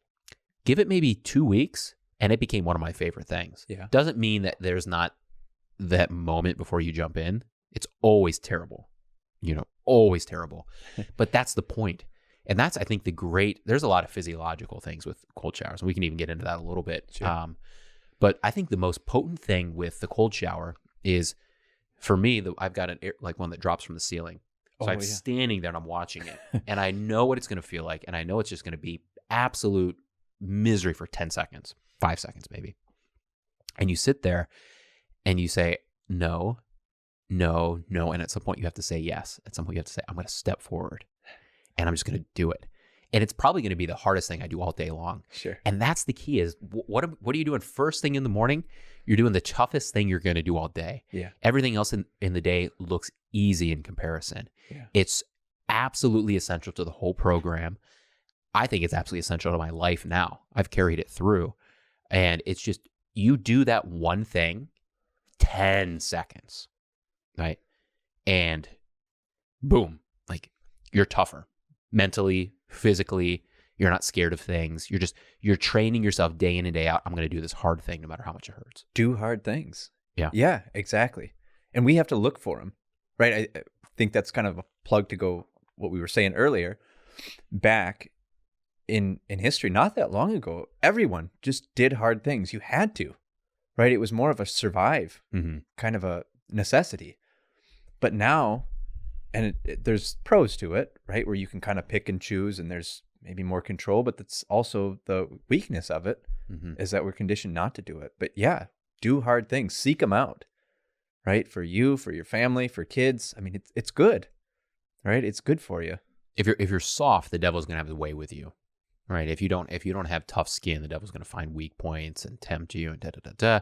And it doesn't mean that if you take cold showers, you're never going to, right. sin. That's not the point. Yeah. But I learned my lesson. I didn't want to do it. Sure. And by the end, I said, this sets your day on a completely different path. Yeah. And what I do now is, we've talked about this. Now I do actual cold plunges. So I get about 80 to 100 pounds of ice and I put it in a feeding trough. It's a 6x2 cow tank, right? Baylor, whatever it is. And I do, and Joe Rogan, a lot of guys do this. This has been a pretty big trend because physiologically, it doubles your dopamine levels for like 4 to 6 hours. I don't want to go down that whole route. the science. Yeah, because the science is go watch Huberman again. Just Google it and check out Huberman on cold plunge, ice bath. It's astronomical, the physiological benefits. So that's good on its own terms. Spiritually speaking, once again, I do my cold plunge first thing. So I wake up, I go load the ice in, fill it up with water, jump in, and then I go work out. Yeah. And the point is just that's jumping into that ice cold water it hurts for like 10 seconds. Sure. Maybe, I mean, it's not comfortable for the, depending on how cold the water is, maybe 5 minutes that I'm in there right now, 5-7 minutes. It's not miserable. The first 10, 20 seconds is miserable, but that's it. Yeah. It's one of those, I know that my day is going to go way better if I can do that. What, 5 minutes? Yeah. It's just, I don't know. I know some people laugh at this and like, well, that's not important to Christian life. And you can be a great Christian and never take a cold plunge or a cold shower. But Right. I can't express how potent of a medicine that is to sloth. Well, and maybe I'm getting off a little bit, but it shows that our lives as Christians is not just and this maybe sounds bad, just a spiritual, but it's a whole body, right? What is it? You would love the Lord your God with all of your heart, soul, mind, and strength, right? Your whole being, not just show up to church on Sunday or pray when you need to. And again, this sounds really bad, but No, yeah. it's you're our whole spot on. body, right? Yeah. All of us. You think And- Yeah, like you said, it doesn't, determine your faith, whether you take a cold shower or fast for a week or whatever you do. But all of these things But are good. seriously What were you consider gonna it, say? right? Yeah. Well, I was going to say, I mean, just, I don't want to go down this whole thing, but Gnosticism, right? Which is, the enduring heresy, as it's been called, it just seems to show its head in all sorts of areas. And that basically says there's a separation between body and soul, and your body is kind of bad by its very nature, and your soul is good, and therefore the goal is for your soul to kind of escape your body. Yep. Christianity pushes back against that entirely. Absolutely. Incarnation is going to be obviously the bedrock of that. But once again, Christian life is not just about dealing with your soul. It's about dealing with your body as well. I mean, think about the way Resurrection of the body. resurrection of the body. Think of the way Paul speaks about sexual sin. Here's a sin that's plaguing your actual physical body. And affecting the body of Christ. Yeah. Right? Yeah. So, yeah, can't endorse this enough. In fact, I haven't actually used this, but I've thought before, like, okay, if someone comes in and they say I'm struggling with pornography, I think the first thing I would say is just go and take a cold shower for the next 10 days and then come back. Sure. And just, why? One, do you care enough to do something hard? Mm-hmm. If you don't care enough to take a cold shower for 10 days, I don't think you really care. Yeah. Right? What's Christ say? Yeah. If your eye's causing you to sin, gouge it out. He's not telling you to gouge it out, but he's saying, if that actually fixed it, would you be willing to do it? And you should hate your sin enough to actually do that. And you should. Yeah. Right? If pornography is a struggle, and you should look at that and say, if I got to get rid of my phone, if I have to destroy my phone with a hammer, Yeah. I would do that. Mm-hmm. Now, is that your first move? Probably not. Get a buddy. You're going to work through different steps. But if nothing else works, destroy your phone. Exactly.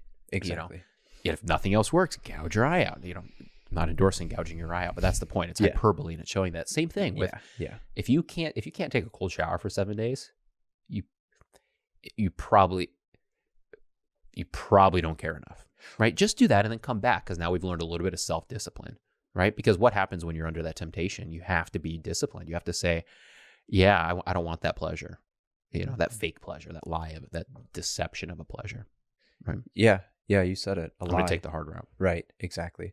And it's like you had alluded to, said, right, with cold plunge, whatever, really not at its core a physically hard thing. Mm-hmm. It's mental. Yeah. Right? It's mental. Mm-hmm. You making that choice to say, this is what I'm going to do.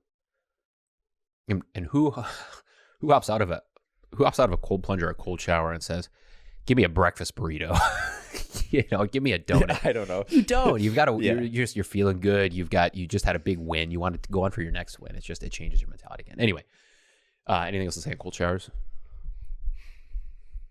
No. You haven't missed a beat on cold showers in years. Yeah, I started taking them, I think, in April before even. Yeah. So it was part of that, it's good for you kind of a thing. And I don't remember what I finally decided, with the turning point was. Mm-hmm. But that was another thing. I kind of laugh about it to myself because I said, I'm going to do it forever, right? Forever. So like I'm in the nursing home. I imagine that I'm 80 years old and I can't even, someone's got to give me a shower kind of a thing. And they're like, this is cold, but, but that's, again, when you create these parameters for good or bad, saying, well, I'll just do it for a little bit. Well, you open up a door to, how do I want to say it? Falling back. But if you just say, this is what I'm going to do, right? It's going to become a part of my life. You don't even have to think about it. Yeah. You just do it. Yeah. Anyway. Yeah. Yeah. All right. Get a full night's sleep. I don't know if we need to say anything about that one. That one's, everyone in our group had young kids. I think both years we've done it, we've had somebody that has like a newborn. Someone started it with like a 5-day-old. I think Rory this last year, Zach had a baby that was born at like 5 days into it, something like that. Yeah. So yeah, you can't necessarily guarantee you get a full night's sleep, but the point is, don't screw around late at night. Yeah. Get to bed. Yeah. Yeah. And we all found that we had to set a wake up time.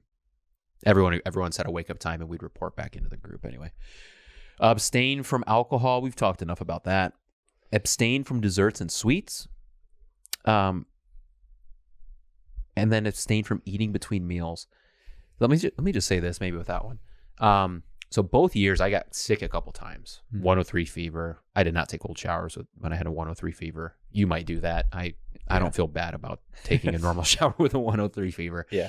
The challenge was day 3. 2 days of 103 fever, and then day 3 you're not 100%, but you don't have a fever anymore. And it's just like, should I take a cold shower? And you end up taking kind of a mediocre shower, right? And they would say over and over again in the devotions, they're like, how cold is your cold? Like, where's your, are you 80% cold? And if so, that's probably a pretty good reference to how everything else is going.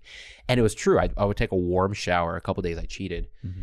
And the next thing I wanted another comfort. Oh, the warm shower. That was so comfortable and nice. What do you want next? Oh, I want a nice, let's do pancakes with syrup and get some more sugar. And what's next? Like, you start looking for comforts and you start chasing them and you're hunting them. And it changes your entire mindset. Yeah. That's such a good point because it's so true, right? What a sick mentality for all, not you. Yeah. I mean, all of us, right? Because that's the way we work.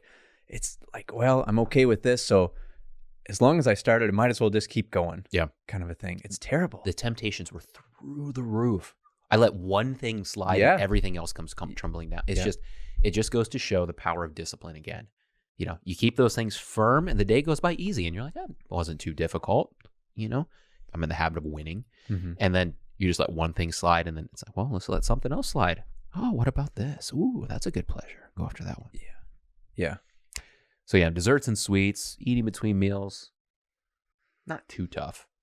No. But those become the cravings if something else falls. Abstain from soda or sweet drinks. I can't speak to that because I don't drink sweet drinks. You don't either. No. Yeah. Abstain from television, movies, televised sports. Televised sports is interesting because we had some guys that were big into sports. Right. And it's not during the football season, but March Madness does come on. Mm-hmm. And it was very interesting to see just them struggle with that. And I think they might have found, I think at least one guy found a little bit of wiggle room and he found a little bit and we said, okay, like if you want to set that, okay. We don't endorse, we wouldn't recommend it, but if you need to if you feel like you need to do this for your own mental health, then okay. But, yeah, sure. I can at least speak to when sports was removed from my life, which was a little while ago. Mm-hmm. That didn't happen in Exodus. Before. Yeah, and I just, I'm a big Michigan fan. It's been a while since just because of grad school and everything like that. It's just you never had time to watch sports, and then you have little kids, But once you realize, for me, once I realized whatever Michigan does on Sunday or Saturday doesn't actually affect my life. Not a bit. Yeah. Not zero. Yeah. Doesn't affect my family's well-being, doesn't affect how good I'm doing at my job, doesn't affect my physical health, doesn't affect my mental health, doesn't affect my bank account. If I'm not gambling on it, I'm not making money on it. Right. But once you realize that, nothing wrong if it's if it's a meditative process, you know, and you do it every once in a while, whatever, I'm not saying you shouldn't watch sports, but it's just, it was an amazing aha moment for me when I realized, regardless of what Michigan does today, and I still watch the Ohio State game, but Yeah. go blue, but it just doesn't affect the rest of your life. What does? Oh, getting a workout in, you know, spending time with the kids, eating health, all these other things. It's like, that's a way to spend your time. Doesn't mean that as my son gets older, will we watch a football game together on Saturday? Yeah. How much? I don't know. We'll find out. Nothing wrong with it intangibly, but once you remove it from your life, it's just, again, it's just so interesting to look back and say, man, I thought that was a huge deal. It's not actually that big of a deal. Yeah. Yeah, I'm trying to think that through. Because sure, it's present, it's physical, like there's a screen in front of you, but it's not the same, right? Like there's been a lot of that with the coronavirus. You know, people are realizing that virtual is not the same as, you know, in person. Mm-hmm. And I'm kind of trying to articulate that with family as well, because there is something different between, you know, whether it be watching a movie with your wife or game with your football game with your kids or whatever it might be, versus doing so, say going out and playing football, right? Or playing a board game or something like that, right? There's a difference to it. Yeah. And again, I agree. It's not wrong, but I do think there's more meaning, more value in doing those physical, tangible things with people that are immediately in front of you, right? The people who you're with, God has given you. And everyone with taking TV out of the game. And by the way, we did have, I forget what the number was. We had a certain number of cheats on that because we just thought it was healthy enough to have a couple of days where you could do like a movie night with your wife. Yeah. And that was the idea. It wasn't that you were going to sit there and, you know, binge on TV yourself. But if it was a bonding experience for the wife, do it a couple times, we said, you know. So we did have that. But it was amazing when you remove that from your nightly routine, if it becomes a nightly routine, which it certainly does from time to time in our household, you know, where the normal thing is once you get the kids to bed, you get everything cleaned up, let's go watch an episode or two. Yeah. Once again, nothing wrong with that, but you remove that and it's amazing the kind of conversations that you can start to develop, right? You realize how much communication you've missed as a couple, particularly when you have a lot of kids. So a lot of your other time is spent, you know, parenting, dealing with kids. And the time that you're really going to have a good conversation is going to be in the evening once they're asleep. Yeah. And if you don't feel that with TV, it's amazing what that, once again, frees up. Remove something and watch what blossoms. For sure. Okay. So TV, video games. Neither of us play video games, so I don't know. Someone else can speak to that. Non-essential material purchases. I don't know. The one thing to note there, I think, is that almsgiving in Lent, right? I mean, there's always that idea of that's built in. That's part of like the big three for Lent itself, is that you don't do these big purchases, and you actually give that money away. We didn't have an almsgiving aspect, but it was good just to see discipline. Yeah, in the way you use money. Only listen to music that lifts the soul to God. Do you want to comment on that one? I think you'd be better at it because you've mentioned the workout thing, and I don't listen to music. Okay. I mean, at that time I listened biking, to dirty rock when I when I lift. I like something that gets my blood pumping. So that was a transition. This one with movies, so two things here. One I forgot to mention about TV. It's amazing. I realized for the first time how desensitized you get. So, I don't know how long it was. Maybe it was like 30 days or so into it. Something switched where I couldn't even like my brother loves movies, you know, and I love movies too. Yeah. Used to love them more. And I think we had one of our nights where we were going to watch a movie, and I think we put on something. It wasn't, goodness, it might have been like something like Harry Potter or something like that. Not a lot of violence. And just a little bit of violence was really upsetting me. It was giving me anxiety. Yeah. It was not even a rated R movie or anything like that. And I'm thinking, okay, 40 days ago, if I would have watched something with double the amount of violence, I would have been unfazed. And now it was just, it was eating at my soul. Yeah. And so and same with music, right? Music you just get used to an emotion put into the music. Yeah. Right? I mean, rap music's going to have a lot of lust built into it, even in the way that it uses just the rhythm and things like that. Right? I mean, it's built to do that to your emotive system. Rock's going to do similar things with anger, which helps if you want to get a couple more reps out. But once again, it's having an effect on you.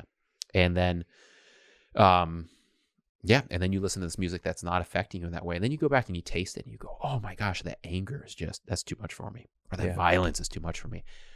I was shocked by the amount of desensitization that had taken place in my life. Yeah. And what this does from music that lifts the soul to God, taking away movies and stuff like that, it does recalibrate you. And it's amazing. I don't think I haven't gone back. I just can't handle rated R movies for the most part anymore. It's not like I make a moral stance that says no Christian should watch a rated R movie. Mm-hmm. I got no interest. Well, I just watched Oppenheimer. That was a good movie. That's rated R, but sure. I think it's rated R, but for the most part, I lose my stomach for that stuff.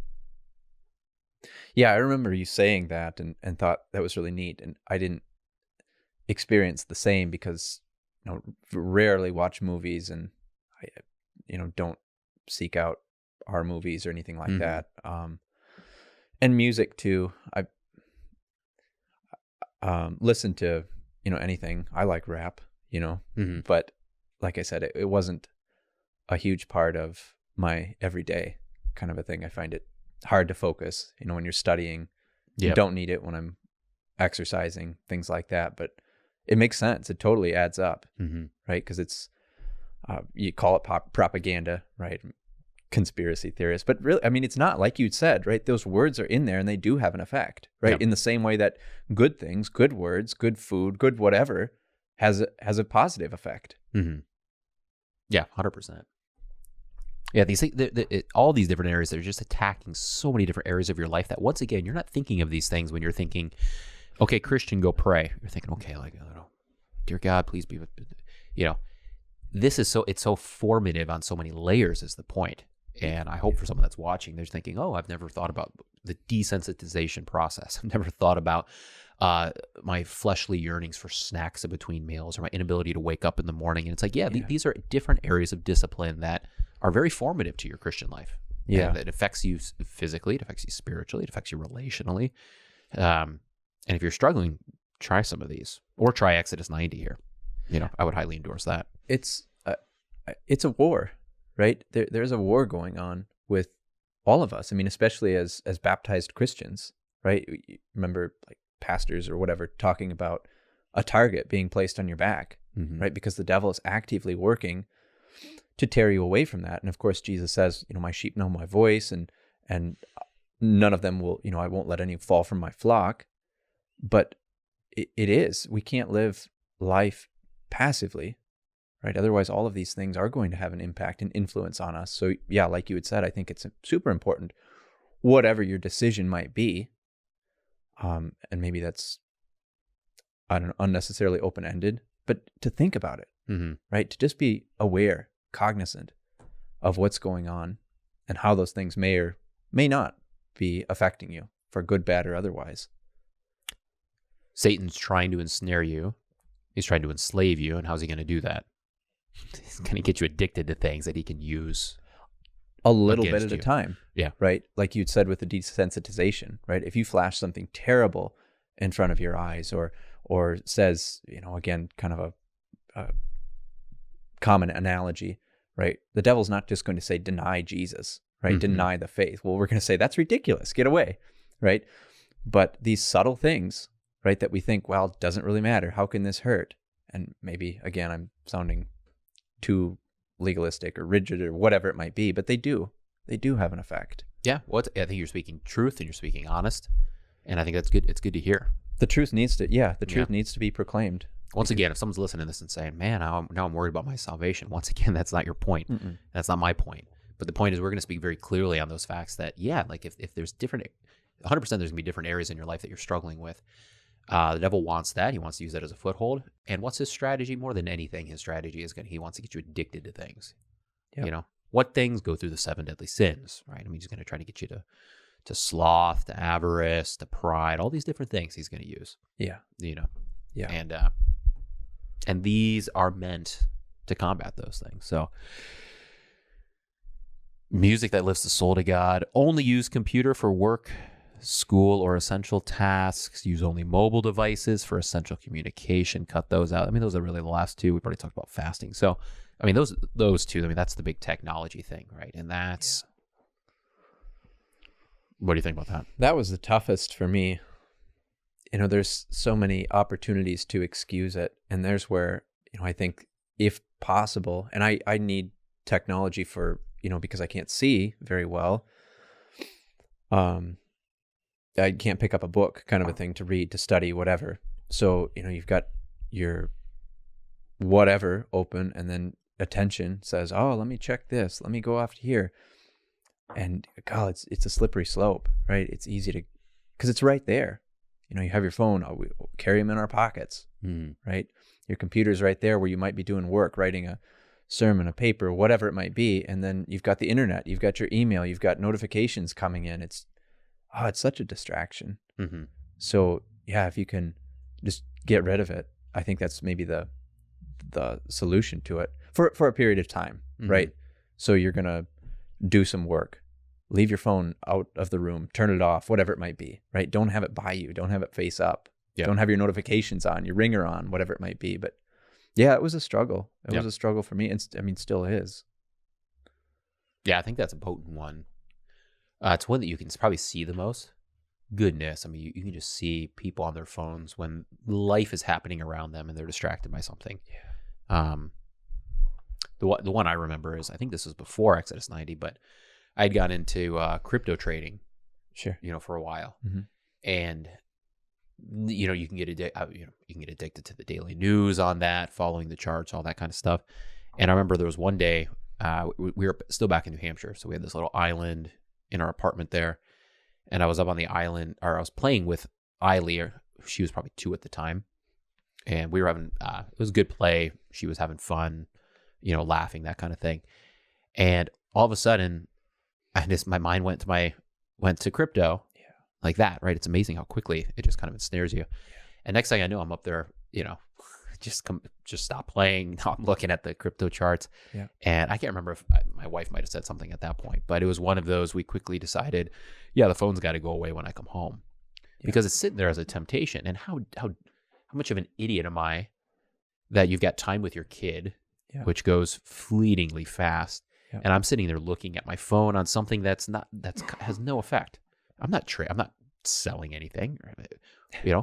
I'm holding it, but once again, it has no effect on me. And I'm living in this arbitrary, distant world rather than the real world that's right in front of me. And that's where God's blessings are going to be. So what's the devil doing there? He's trying to bankrupt God's ability to flow blessings into my life. I'm going to find joy from playing with my daughter. I'm not going to find it from looking at crypto charts while she's running around looking for my attention. Also what's going to happen, the devil's going to try to sabotage my relationship with my daughter. If that becomes a regular habit, and that's the way that I interact with her, she's going to realize that she's going to think, okay, well, he's got better things to do than to hang out with me. Okay, that'll become built into her. That's going to change her relationship with men in the future. Yeah. It's just, there's so many strategic war moves that are happening in that moment. And the devil's going to get a very strong foothold. And it's going to have lasting effects on my daughter. It's going to have lasting effects on our relationship. It's going to have lasting effects on my spiritual thing. And once again, we're talking about a phone. And we're talking about long-lasting, impactful, very potent spiritual implications, relational implications that's going to carry on for a long period of time. So how am I going to deal with that? Oh, I'll try harder next time. Yeah, baloney. Yeah. I absolute baloney. Devil's going to win if that's your answer. What's your answer? Phone's got to go away. Oh, really? Yeah, it's got to go away when I go home. Why? Because I'm going to do it again next week. And I'm going to do it again the next day. Yeah. It's got to go away, and then I've got to follow through, and I've got to do it. Because if not, there goes my, right. Big red mark on my relationship with my daughter. Yep. Yeah, it's wishful thinking, and I think accountability is huge in that regard also, right? Like you said, your wife had the goodness to call you out on it, right? In a nice way. And I think we need that, right? That's a great gift of marriage, and kids too. Kids are brutally honest, right? They'll tell you if you're not spending time with them. They'll tell you, can you come play with me? Whatever it might be. Friends too, right? Find a good friend group who support you in those things and agree, think like-mindedly, because we can't do it alone. Like you said, you can wish, you can hope all you want, but that's all it is, right? Yeah. It's an empty dream pretty much. Yeah. I mean, can you put it this way? Would you feel comfortable with putting it this way? There's absolutely no excuse for not following through. That doesn't mean there's not forgiveness. Yeah. But there's no, I mean, I tried to, put my phone away, but I failed. Okay. Well, figure out what changes you need to make. yeah. Right. Yeah. I think It goes back to the hyperbole of if your eye's causing you to sin, like gouge it out. If your phone's causing you to sin, put it away. right. Right. Yeah. Because there's plenty of excuses, but you're saying no excuse, right? There's no good excuse. They're not valid. There's no good excuse that doesn't mean you're never going to falter. I certainly falter on that issue for sure. Yeah. There's times that I'm on my phone still today. Yeah. Probably in the last couple days. Yeah. But that's not an excuse. Mhm. That's a failure, and the failure needs addressed. Yeah. If that's going on. Go ahead. It's truth, right? It goes to the truth, right? We are so quick to gloss over it and have this subjective internal truth. Well, this is the reason why. But is that actually right? Yeah. Right? Is that objectively right? Is it objectively true? Mm-hmm. Yeah. And and you're already hinting on that third point, and that's where this was absolutely essential. And that's the whole third category up there is fraternity, right? And it's, as you said, I think the first year we had 4 guys. The second year we had 7. 4 worked better than 7. I thought 7 was a little bit much. I'd probably cap it at 6. We'll see what we do this next year. Who wants to do it? But yeah, the key is just you have a weekly check-in on Sunday. We did it on Sunday. You can do whatever you want. You've got a buddy. So with the 4, you and I were buddies. So we checked in. We're supposed to check in on a daily basis. Yeah. And once again, that's important. It's so important to know. The cold shower thing was huge, and I know you guys are doing it right there with me. Yep. Yeah. And the 2 guys, I think they were on the East Coast. So they woke up around 6. We were all taking cold showers about the same time. Yeah. There's something that creates. I would put everyone that's in. We were good friends beforehand. Matt and I were good friends beforehand. Rory was new. I didn't know Rory before that. I would put Rory. I've never met Rory in person because he's in Indiana. But I would put Rory very high on like my friend list. Not somebody I'm going to call up on a regular basis to chat or to hang out. But if I needed something, I'd reach out to Rory. Yeah. Because he's been through that with me. Yeah. It's like soldiers in battle, right? There's a brotherhood for soldiers that are platooned together. Why? Because they've gone through tough things together, and that forges strong relationships. Doing these challenges together and talking through it and holding each other accountable and saying, well, why didn't you wake up at 5 this morning? Oh, you're sick? Okay. Oh, you slept in? Okay. Well, you're certainly forgiven.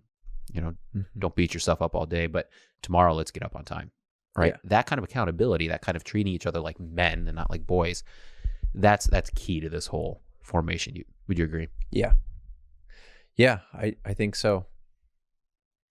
Like I said, we can't do it alone, right? In the same way that, you can't just have a completely internal relationship with God. It's external in that He gives, right? We receive. Same thing with our family, right? It's not good that man should be alone, right? Be fruitful, multiply, have, good friends. How beautiful it is when brothers dwell in unity, right? It's all over the scriptures. The body of Christ we talked about. But yeah, like you had said, to enforce the fact that you're working together for a common purpose. Yeah. Right. You're not just kind of in close proximity to one another, but you're working together, striving together toward that same goal. Yeah. And that's why I think so. I can't speak. I don't want to overspeak here, but certainly whenever I hear conversations on men's groups in church, they usually go to, and this isn't bad within itself, but they'll always go to, cigars and beer and a cookout. And I like all those things. Yeah. Right, Bennett? I like all those things. Good things. But you can't stop there. That's what we call feasting. And by the way, within Exodus 90, there's feast days, right? Yep. There's different for the saints. For the saints, days that we celebrate. Yep. Sundays are a feast day, right? Where we didn't do this the first year. We didn't know it was part of the program. Right. But the second year on Sunday, you can relax one of these disciplines, right? So you could have sweets on Sunday. I don't think we ever did alcohol on Sunday. That was one of those we were worried you're going to, unlock that one. You might sabotage other things. But, yeah, and it was amazing. Right? So it's okay to feast. And that's where Easter, you're not doing this, right? Yeah. This doesn't continue. They're not advocating for you to do this 365 days a year. Yeah. You might pick up some of these things and do, but you're not fasting on Easter. Why? Because there is a time to feast. There is a time to get together as men and have a beer and cigar and, a cookout and whatnot. But if that's the only thing you're doing as a men's group, you're missing a huge point. Why? Because these things, again, are essential to make boys into men and to make men stronger men and better leaders in their household, better leaders in their Christian community. You need to work on discipline. And if your men's group is not helping each other along that path, you're missing a huge component. So I understand the fellowship aspect. I understand doing those fun things. If that's the only thing you do 365 days a year, you're feasting, you're not fasting, and you need to fast. Yeah. And by the way, when you fast, the feast is that much better. For sure. Yeah. Yep, exactly. So will you be doing Exodus night again this year? Maybe. Probably. Yeah. Yeah. Yeah. We haven't talked about it too much, but yeah, I'm not opposed to it. Yeah. I'll definitely do it again next year. I think it's, I hope more people do it. Right. Maybe you're like Josh and you've got rock solid disclone. Maybe not. If not, this is a great thing for you to do. All right. So I want to move on here because this kind of builds off that, but I just want to, you've got an eye patch on. Yeah. That's for style. Yeah. Yeah. Yeah. I got it just for this. Who's the senator? He's got the eye patch. Crenshaw. Yeah. Yeah. He just inspired you.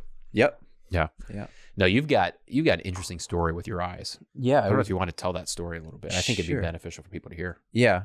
And feel free to ask or stop me too, because I'm not uncomfortable talking about it, but it's just so common for me because I was born blind, right? So it's been a part of fully blind, right? Yeah, as far as doctors can know. Mm-hmm. So they noticed right when I was born that both of my eyes were really white. My corneas were clouded over. Eyes blue, and there was, I guess it's maybe you can see it not perfectly blue, right? But really, really clouded over, and so they knew something was wrong, and my parents had me baptized 2 days old because so I grew up in southern Minnesota, and I was going up to the University of Minnesota in Minneapolis to the doctors there, and I don't remember if it was a surgery or shortly after, but 3 days old I was up for appointments, surgeries, things like that, to try and get it straightened out. So I don't know exactly when they diagnosed it, but it was congenital glaucoma, which is issues with the drainage system in your eye, which causes pressure to build up inside the eye. So your eye is filled with, a fluid. And is that painful? Yeah, it can be, but it's also, I think they call glaucoma like the silent killer. Yeah, killer. That sounds a blindness, right? Mm-hmm. So, if it's not treated, it doesn't always hurt, but it starts usually, I can't remember all the terminologies. Open angle glaucoma is kind of the most common, where your peripherals go first and then it kind of moves in. You can have it where, or no, maybe that's with your retina, where macular degeneration, where the central vision goes first and then it kind of comes out. So my peripherals aren't great. But anyway, ever since I was young, I was, going up there a lot, and I can't even hardly keep track of it. For surgeries, I've had 7 cornea transplants in each eye, which is... So like 14 total. Yeah. Yeah. Yep. They just kept rejecting, right? So I step back a minute. The glaucoma affects, I believe, mainly the optic nerve, right? So that like I was talking with the light, right? Your retina is attached to your optic nerve, which is attached to your brain. So that was damaged since birth. After, I don't remember when, but I, by God's grace and the help of the doctors, have some sight. That came back, but of course it's not perfect because the cells in the optic nerve are damaged, right? So even if some other breakthrough in science comes along, unless they can heal an optic nerve, right, I'll always have poor vision. Mm-hmm. Anyway, so that was that. The cornea also had issues, right? They kept rejecting. I think that was part of the high pressure, right? They just wouldn't take. So in other words, you put a clear, good cornea on that's smooth, right? From a donor, right? People die and they'll donate their eyes or whatever. And they would just reject. They'd cloud over. Mm-hmm. And I think part of it too is, when you're young, your cells would change so fast. You're growing. So much is happening, right? That it's just, just that. My lenses, I had cataracts, right? So that's when you have cloudy spots in your lenses. So my lenses were removed. What else? I have astigmatism, right? Which is kind of when your eye doesn't hold steady. Mm-hmm. And is that also because of the irregularities in your cornea? So my cornea, if you think of it like a moonscape, right? It's not flat, but there's like bumps and texture to it. So was this process? This was your whole childhood, right? Yeah. From right off the bat. Yep. I'm guessing that's a painful process, like physically speaking. I'm sure there's mental pain too, as far as dealing with that kind of stuff. But yeah, it's amazing how God allows us to not remember the physical pain to its full degree. So yeah, I'm sure it was tough, probably mainly for my parents, right? God bless them for spending so many 2-hour drives back and forth or staying overnight, all of this, because they of course loved me and wanted, there was some hope, whatever they could do. But yeah, I can't imagine. It was a lot. The first, I want to say probably especially 3 years, maybe 5 years. And then after that, the surgeries became less, things kind of became more stable, tapered off. But what else? They put tubes in my eyes to help regulate the fluid pressure, right? And it was this constant, up and down. I think I remember, there were times where my eye pressures were, maybe this doesn't make a whole lot of sense, but I want to say a normal eye pressure is like 10 or lower, and mine were up in the 60s, 70s, right? So astronomical. And when there's all this pressure, right, that's increasing the glaucoma. It's creating irreversible vision loss. Yeah. So eye drops, lots of eye drops, surgeries if necessary. Those tubes, like I said, helped. But then it's, you do the surgery, then you go back again the next day, follow up, make sure everything took. Then you get repeated checkups to make sure there's no infection, make sure everything's working as it should, checking the pressure, right? Keeping a close monitor on that. Mm-hmm. And then, like I had said, especially early on, repeat, Yeah. So they were through all of this, they were able to regain some eyesight. Yeah. Because like you can see me. I can You're not see going to you. see me Not clearly. detailed. Yeah. It's blurry. Yeah. Big shapes. Mm-hmm. I can look and see, trees off in the distance or kind of the outline of a, car. I can see colors fine. I think I have pretty good color vision, actually. But yeah, the main big shapes I'm able to see, or high contrast, right? When you're looking at something dark against light or vice versa. Yeah. What else was I going to say? Yeah, I don't know if you have any other questions about. Well, then your left vision. eye. What happened to your left eye? Well, I was just going to add. You mentioned the painful thing. It's kind of funny now looking back, but so the doctors would have to, check my eyes and things like that, and they would shine a bright light, in so they could see into the back of the eye and things like that, and make sure everything was okay. And I remember as a kid not liking that at all. So I don't know if they have this anymore, but they would put me in a straitjacket because there was like 3-4 doctors trying to hold me down. And of course, with your eye, you don't want to poke anything in your eye. Yeah. And they couldn't do it. They couldn't hold me. So they would put me in a straitjacket, zip me up, and I was just throwing a tantrum as this kid. I remember that. I remember my parents too, like knees on my shoulders and arms so I wouldn't kick, to put these eye drops in that, needed to be for whatever infection or to help regulate the pressure, things like that. But So that's, I fought it. Yeah. I think something like this would be, for any parents that are listening. Well, I've got 2 young kids. You've got 3 young kids, right? That would be, I think, a huge fear for a parent. How do you think that this all of this, how has that formed you throughout the experience of those challenges, the physical challenges, we didn't even get into, but of course there's going to be emotional challenges, relational challenges as you struggle with blindness and you go to school and all this kind of stuff. Yeah. But how do you think as you look back now, 31, 32, however old you are, how has that shaped you as an individual? Well, I think that it's helped me appreciate, right, what God has given, right? And it's easy to take for granted, right? Something, really, in the grand scheme of things, vision, I know we rely on it and it's super important for, a sense for us as human beings. But, to appreciate the vision that I do have, and that is a gift, appreciate my parents. But it's kind of hard to say, again, a point in time, but it seems too that it's helped just overall strength, I guess, that I would endure these things and know that it's, okay, pain, suffering, whatever it might be, isn't the end of the world. And it's hard for me to say that because it's really not that, not at all now painful, right? There's been times when it has been eye pain, but there's so many people who are going through, way more pain than I am and more suffering than I am. Do you find that helps thinking about people that are going through more suffering? Yeah, yes and no.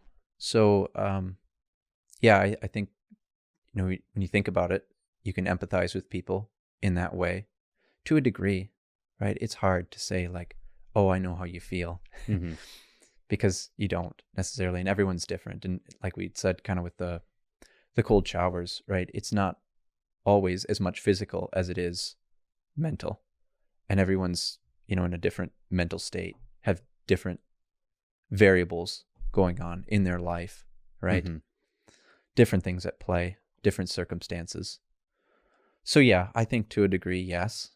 I think on the other side, which might be good, it might be bad, I think that I'm in some ways less sympathetic to other people, right, who don't have, really any, vision problems or whatever, right? And the excuses, right? They don't really don't fly with me. Yeah. And again, maybe that can be good, but it might not always be. I think that's, so I personally think that's healthy in that, I've struggled with things in my life. I've had laziness at certain times and all of that. And the last thing I need is someone telling me, oh yeah, you're going through a tough time, at least for myself, I can't speak for all people. Everyone's wired differently. But for me, I need someone to say, all right, champ, get up. Yeah. Right. Yeah. Toughen up. And I've always found it helpful to know that there are people who have it way worse than I do that are persevering more so than I am. Yeah. And I find that helps. So you mentioned that even with your pain, your pain, the pain you've experienced throughout your life, the challenges astronomically higher than what I've experienced. I haven't had any of those kind of, narrative challenges. So I'll look to something like that as I'm going through something difficult. I'll be like, hey, you know what? Actually, Josh persevered through that. And he did just fine. Doesn't mean I'm not going to struggle through it because I might have softer skin in this area because it hasn't been hardened by past experiences. But hey, maybe this experience is the way that God's going to harden me in this way, in a way that's good. That's good and healthy. Yeah. Right. Like you mentioned with people 200 years ago, they didn't have those material comforts that we have. So if something goes out and we start to panic and, oh man, life's going to be so tough. And you remember, actually everyone dealt with a much more difficult life than what you're dealing with right now. 200 years ago, maybe there's some good that's going to come out of this challenge. Right. So anyway, personally, I think it's good when someone's like, nope, not going to give you excuses. I'm just going to tell you, toughen up. I think that helps me. Yeah, it's a good point to say, good. Where can I find the good in this, right? This is what I have. Because are you going to change it, right? Am I going to change it? I can't wish my vision back. I pray that I have vision and that I would keep it. But it's deteriorated over the years. We can talk about the left eye if you want in a moment. That's more recent, right? It's a series of events. Yeah. I can talk. I was wrapped up in that story. Yeah. A little bit. But what was I going to say? Yeah, good. Look at the good in it, and that it doesn't last forever. It's not the end of the world. Another thing that I think was helped was to be adaptable, right? So again, I would thank my parents, who you had mentioned, the fear, worry about that, the love that a parent has for their child. And I am the oldest, of my siblings. So, I can't even imagine that either, right? First child and going through all this, and then, 2 years apart. So my brother, sister, down the line, and then having to coordinate all that, still take care of me. And I mean, it's kind of like, wow, there's. Yeah. So as you say that, you're in your 30s, you've got 8 years of college underneath your belt. Meaning you've undergrad, 4 years at seminary. Yep. You've got 3 kids. Yep. Probably a growing family. Yep. You're well disciplined. You 100 some pull-ups a day. You've got a good head on your shoulders. All of these different things. So when I think of Lincoln, our son, right, he's 2 or so. Those are the kind of things that I want for my son. I want him to get married. I want him to have kids. I want him to be well disciplined. Not, he's going to struggle with sins, but I don't want it to overtake his life and destroy him. I want him to have some kind of backbone to him. I want him to be tough. These are all the things that I want. So for your parents, when you're 2 years old, they're probably petrified. Maybe they're not petrified.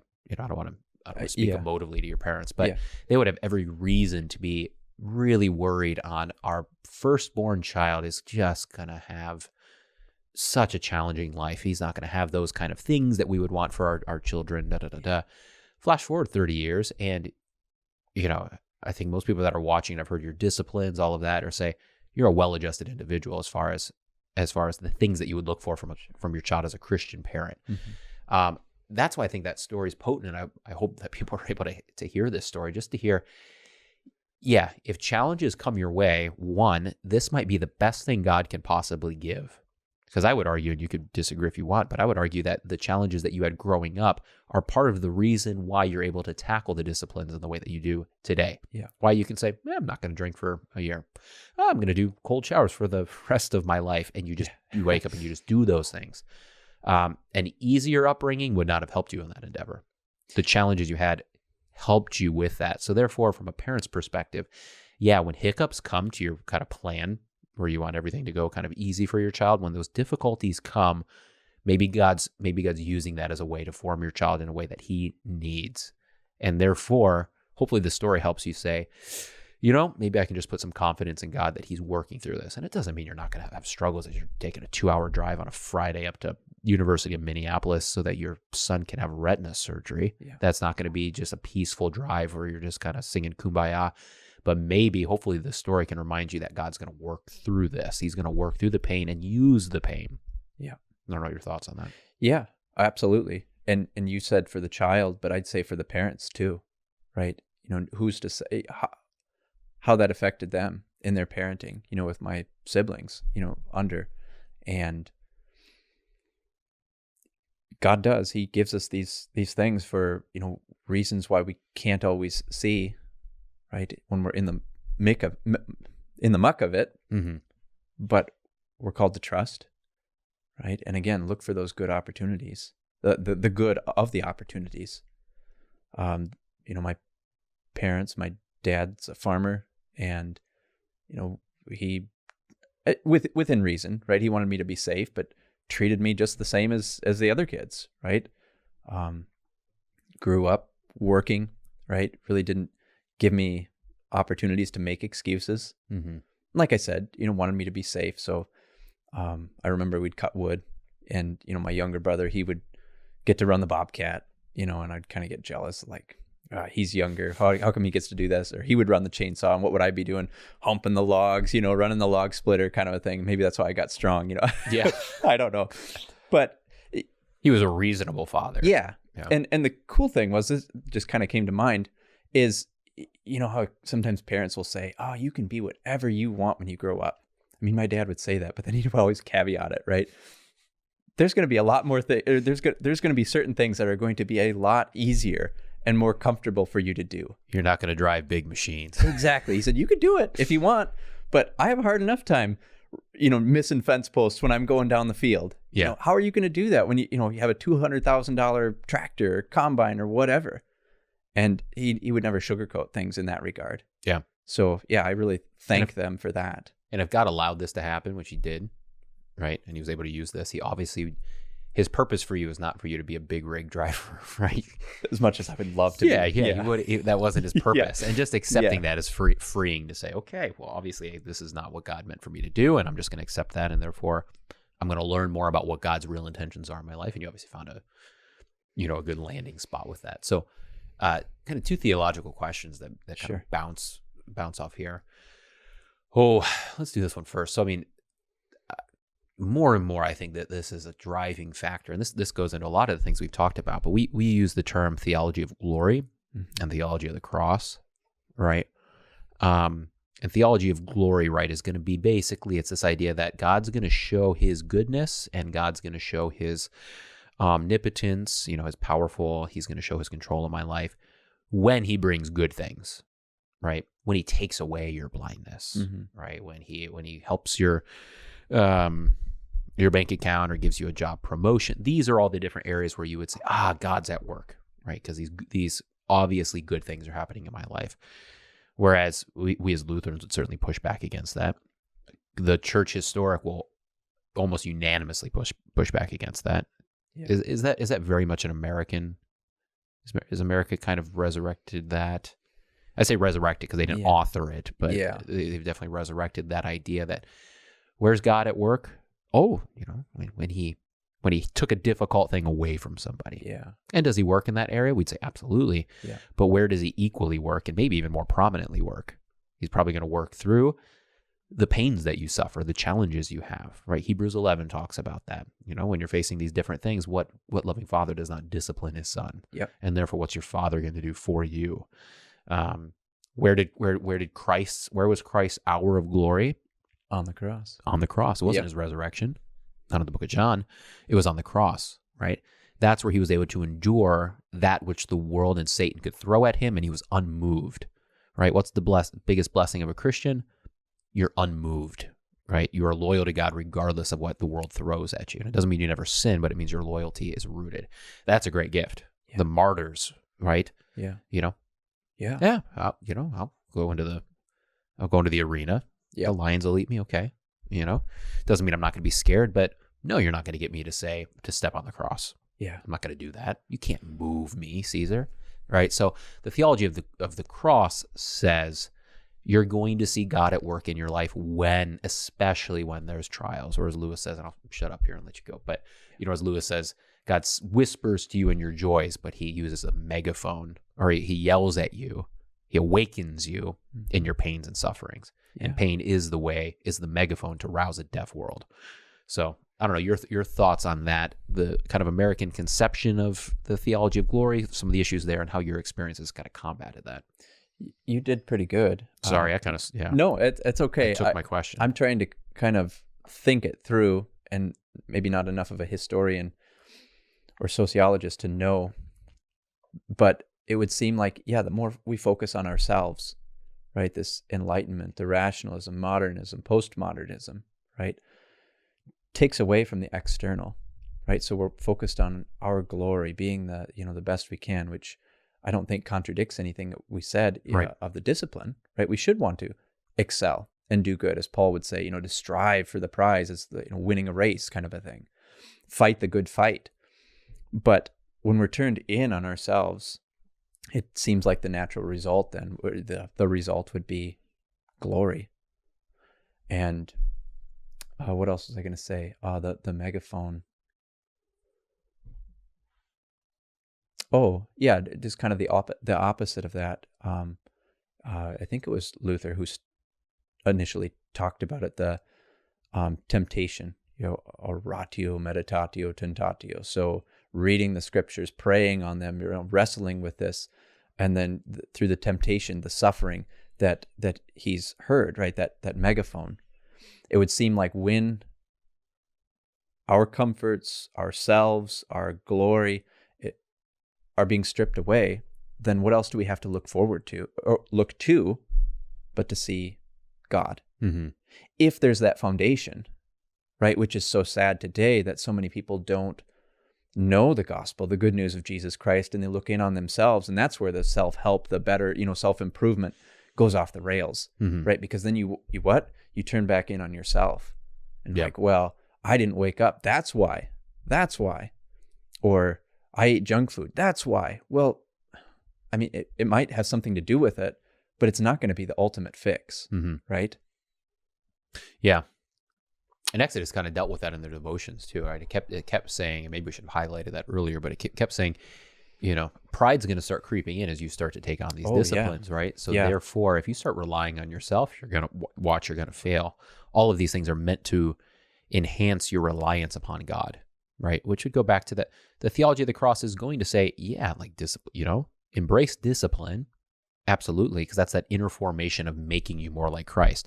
But what's at the backbone of all of that discipline is a little bit of pain, right? A little bit of bearing your cross, a little bit of detaching yourself from these earthly pleasures, right? Which is where the modern person will usually root their glory, right? Caesar roots his glory in his power. Caesar roots his glory in his pleasure. Caesar roots his glory in his property and the things that he owns, right? The 3 Ps. The disciplines of the Christian pushes back against those things and says, that's not where I find glory. I'm going to find glory in the cross of Christ. And the way that that's going to manifest itself in my life are through prayer, through putting on Christ. And these practices are a good way. It's a good definition. It's a good manifestation of putting on Christ in your daily life. Yeah. Yeah. Jesus says, where your treasure is, there your heart will be also, right? Seek first the kingdom of God and his righteousness, and all these things will be added to you. And then what does Paul say? To live is Christ, but to die is gain. I mean, right? He knows that he has things to do, right? So he works with zeal and urgency because, the time that he has is, well, he doesn't know, right? Jesus speaks about the end of the age, and the early church think, well, this could be tomorrow. Like we all should, right? We should be ready. And he was ready out there using his gifts, right? God had called him to work. And he knew ultimately, though, that when he died, then he received everything, right? That's where his treasure was, because he invested everything, his life, his treasure, or gifts, right, in the treasure of eternity. What would you do tomorrow? What would you do today if you knew you were going to die tomorrow? I keep doing what I'm doing. Yeah. I mean, that's a no, I like stoic, that. But it's if I knew, right, I'd work with more zeal, which is to my shame, right? Which is too bad, because we can all do more, and without that becoming a unnecessarily heavy burden on one's conscience, we should think like that, right? We should think about the end more. We should think that today is maybe all I've got, so give it your all. Do the most you can. Use your gifts to their fullest. And then, it goes back true. I wouldn't go overseas, or I wouldn't do something extravagant. I just do what I have today, or where I am in this place in life to its fullest. Yeah. Right? Be with my family and so forth. Yeah. What's the old "Live Like You Were Dying" song? And it's Tim McGraw. Go skydiving. Yeah. Rocky Mountain climbing. Nothing wrong with try. I like to try, Yeah. We're going to be in the Rocky Mountains, you and I, pretty soon, here in like a week or so. That's going to be nice. Refreshing. Nothing wrong with that. But yeah, if I had a week to go, I wouldn't do those things either. I'd spend time with my family. I would probably want to close up shop. That's just a little bit logistical. But yeah, like I would want to get one last message out on the importance of Christianity in order to affect people and to say, this is at the heart of what makes Brian, makes me, what's at the heart of what I believe. Get that across for my kids, get it across for the congregation, get it across for my wife, my friends, all that kind of stuff. That's the most important thing to do. Yeah. Absolutely. Yeah, I'm trying to think of like asking a question. If everything but a couple would be gone tomorrow, what things would you want to remain? Right? To ask yourself that question. What would you want to remain? And maybe those are the most important things in your life, right? And if it's a hard sell between a couple things, that might be good for introspection, right? To think, is this one good or not? Or am I holding to something unnecessarily? Yeah. Because there really is. I mean, at its core, only a few things, and most especially is, right, our faith. The Christian faith is the most important, because that is our hope, our promise of eternity. Yeah. Yeah. I don't find myself too worried about what are my kids going to do for their livelihood. I want them to learn those things. I want them their jobs, yeah. Their income source, right? Yeah. But I definitely pray on a daily basis about their faith, about their marriage, about their integrity. Yeah. Their sexual integrity, those kind of things. Those things are the ones that weigh on me of like, that's what I want for my kid because I love my kid, right? So in other words, those are the things that are most important. Yeah. They get a nice lake house.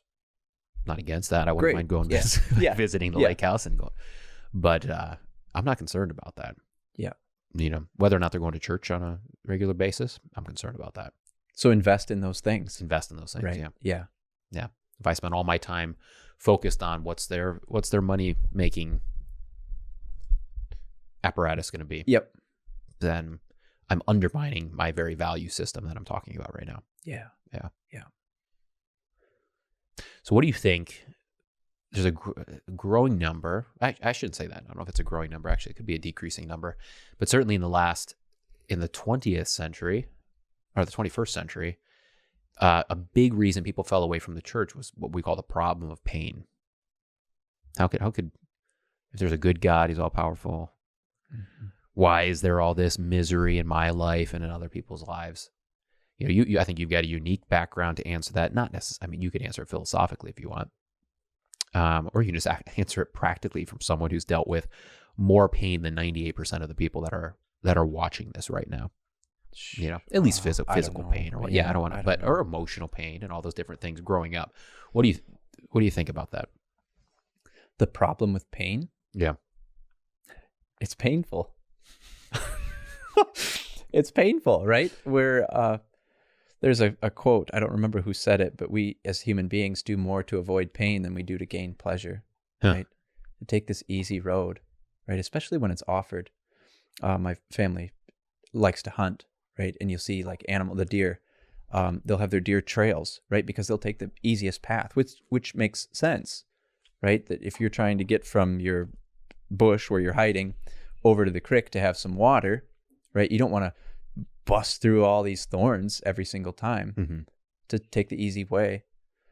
So, yeah, what else are you thinking? It seems like we're not comfortable with pain because it's uncomfortable. Yeah. Did that make you? You're on the other end of it to some degree, but do you think that made you doubt God's existence or God's goodness? No, for me it didn't. At least I can't remember a time. I'm sure I probably questioned, but not deeply. And the reason why I didn't is because it was so ingrained at an early age, the promises, the truth. So I was able to look beyond, and I think anybody can, right? Whatever their circumstances, because, I kind of shake my head when you put me up and say, I've endured this, because I don't really think of it like that. Maybe true, maybe not, whatever. What was I going to say? But look beyond it to the concrete, right? There's absolute truth all throughout the scriptures. We see it with the negative things that have happened in people's lives, whether that's pain or just general hardship or inconvenience, or this isn't the way that I had planned, right? It's easy for us to map things out, which is fine. But then, God oftentimes has another plan and says it's going to work out this way instead. But his promises are so clear that whatever happens, right, that he is in control, that he has kept good on his promises through his son, right, that his son endured pain, right? That's more pain than we can imagine, right? Not just the physical death and suffering on the cross, but the pain of bearing the sins of the world. You know what? Tangent, you bring me back. But I find it so fascinating. Like when Jesus in the miracles, he's asked to heal this person and he sighs or he groans, right? And he feels compassion. Like, if that's not proof that Jesus was a man, and is a man now, I should say, right? Is still a man. Mm-hmm. I don't know what else is, right? It's not that he just, pulled him out. Here, have one for you, have one for you. These miracles affected him because he was undoing a sinful fall, Yeah. right? He was restoring creation. And then there on the cross, right? Why have you forsaken me? He says to his Father, because there he is, the chief of sinners, right? But without sin, so that we would hear that on the third day he rose, he conquered death, our sins are forgiven. Mm-hmm. And that was ingrained. Like I said, went to church growing up, went to church every Sunday, Sunday school, different things like that. So not a distant God. You never had a picture of a distant God in your suffering. You had a picture of a God that understood your suffering all the way down. Yeah. Yeah. And I don't know if I always felt like, he was right with me holding my hand. Some people talk about it like that. But I knew, trusted, believed that he was in control. Yeah. And that it was for good. That was another thing that, my parents had certainly talked about, right? That it sounds like they rooted you in that proper, as we called it, the theology of the cross, right? But that, not that false expectation that Christianity means you're going to have daisies and butterflies and lollipops every day of your life. Yeah. Right. That's a cancer on Christianity for sure when that gets blown out of proportion. Yeah. What does Lewis say? In The Problem of Pain, Lewis says, I love this. He says, I find it entertaining that, as far as I can tell, throughout all of history, the problem of pain has never moved people away from religion until like his time, until like the 1900s. Yeah. And he says, I find it quite interesting that all the people that find it hard to believe in God because of pain lived after the invention of proper pain medicine. In other words, like all of these people who are dying as martyrs and Christians and I mean, even in other religions throughout the years that believed in a God and a transcendent reality that was good. What did they deal with? They dealt with dying from all of these diseases without morphine and without the pain meds we have, and going off to war and coming back and getting your arm sawed off and all of this kind of stuff. Yeah. Jeez Louise. They dealt with real pain, and they didn't have any kind of intellectual hiccup in understanding a good and gracious God in light of their pain. And here we are today, people that live with the least amount of pain throughout history. We're not losing infants at the rate that they used to lose infants, and all of these kind of things. In every category across the board, we're the most sheltered, and yet we're the ones that get a little scrape on our knee and we go, can't believe in a good God. How could that happen? And it's got to be because maybe just because we're soft, which we've talked enough about that, or maybe because our expectations are wrong. And if our expectations are wrong, it's because we're pushing a Christianity that says, if you believe in God hard enough, everything's going to go just the way you planned. And from your outset, that narrative was not pushed to you by your parents, and it couldn't have been pushed to you by your parents with your upbringing. And therefore, you're probably much more rooted, and you're not susceptible to that deception of the devil. Yeah. It seems like the option, right? When you talked about the people who didn't have pain medication and they just did it, right? There was no option. They didn't know any different. So that's where maybe I think it's harder for me to speak about it because I don't know any different, right? Whatever pain I've gone through. And again, credit to the work of the Holy Spirit, my parents, everyone who spoke about Jesus to me, right? That's not my doing, but it eliminated the option, if that makes sense. Yeah. Right. I don't know any different. And I know that there are probably plenty of people who are going through pain, emotional, spiritual, mental, whatever it might be, and doubt for probably other reasons that I can't speak to that well. But it would seem like, again, if you can get rid of it, I mean, the option, right? And you're just stuck with what you have and you realize that, and you can become comfortable with the pain or embrace what is the reality, right? And stop striving for, always looking for something better. That's hard to say correctly, right? Because we should strive. There's nothing wrong with wanting something nice or Right. better. But how else could I say that? Don't put your ultimate hope in that thing. Yeah. And it seems like, our sinful nature, that's basically impossible. So Mhm. what does God do? He says, I love you so much that I'm going to take it away for you.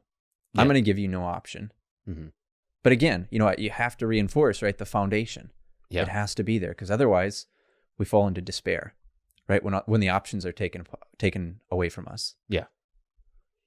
If Yeah. that makes sense. Yeah. Speaking kind of. So embrace the obscure. challenges God gives. Don't do it alone. Do it with a fraternity. Do it with friends. Do it with a Christian community. Do it with a church. Yeah. Yeah. And understand that God has understood the suffering that you've gone through to a much deeper degree. And he's also going to use this as a tool to help you become more like Christ. Yeah. Yeah. Josh, I never have a dull conversation with you. This certainly has not let me down. I appreciate it. Appreciate your time. If people wanted to find more from you, what social media would they access? You can't find me. Okay. I'm on Facebook. Zero social. Oh, I'm you are on- on Facebook? yeah. Oh, I didn't know. I thought you had no social media. No. So they could find Joshua Arndt on Facebook. You're a pastor at what church? St. Peter. St. Peter, In Lester Prairie. Minnesota. Yep. Minnesota. And what else? I guess they could send a letter by carrier pigeon. The mail works pretty good The too. mail works Yeah. also. Yeah. All right, Josh, we'll certainly have you on again. Thank you. I appreciate your Yeah, time, I'd bud. love that. I appreciate you as well. Yeah. Cheers. And God bless.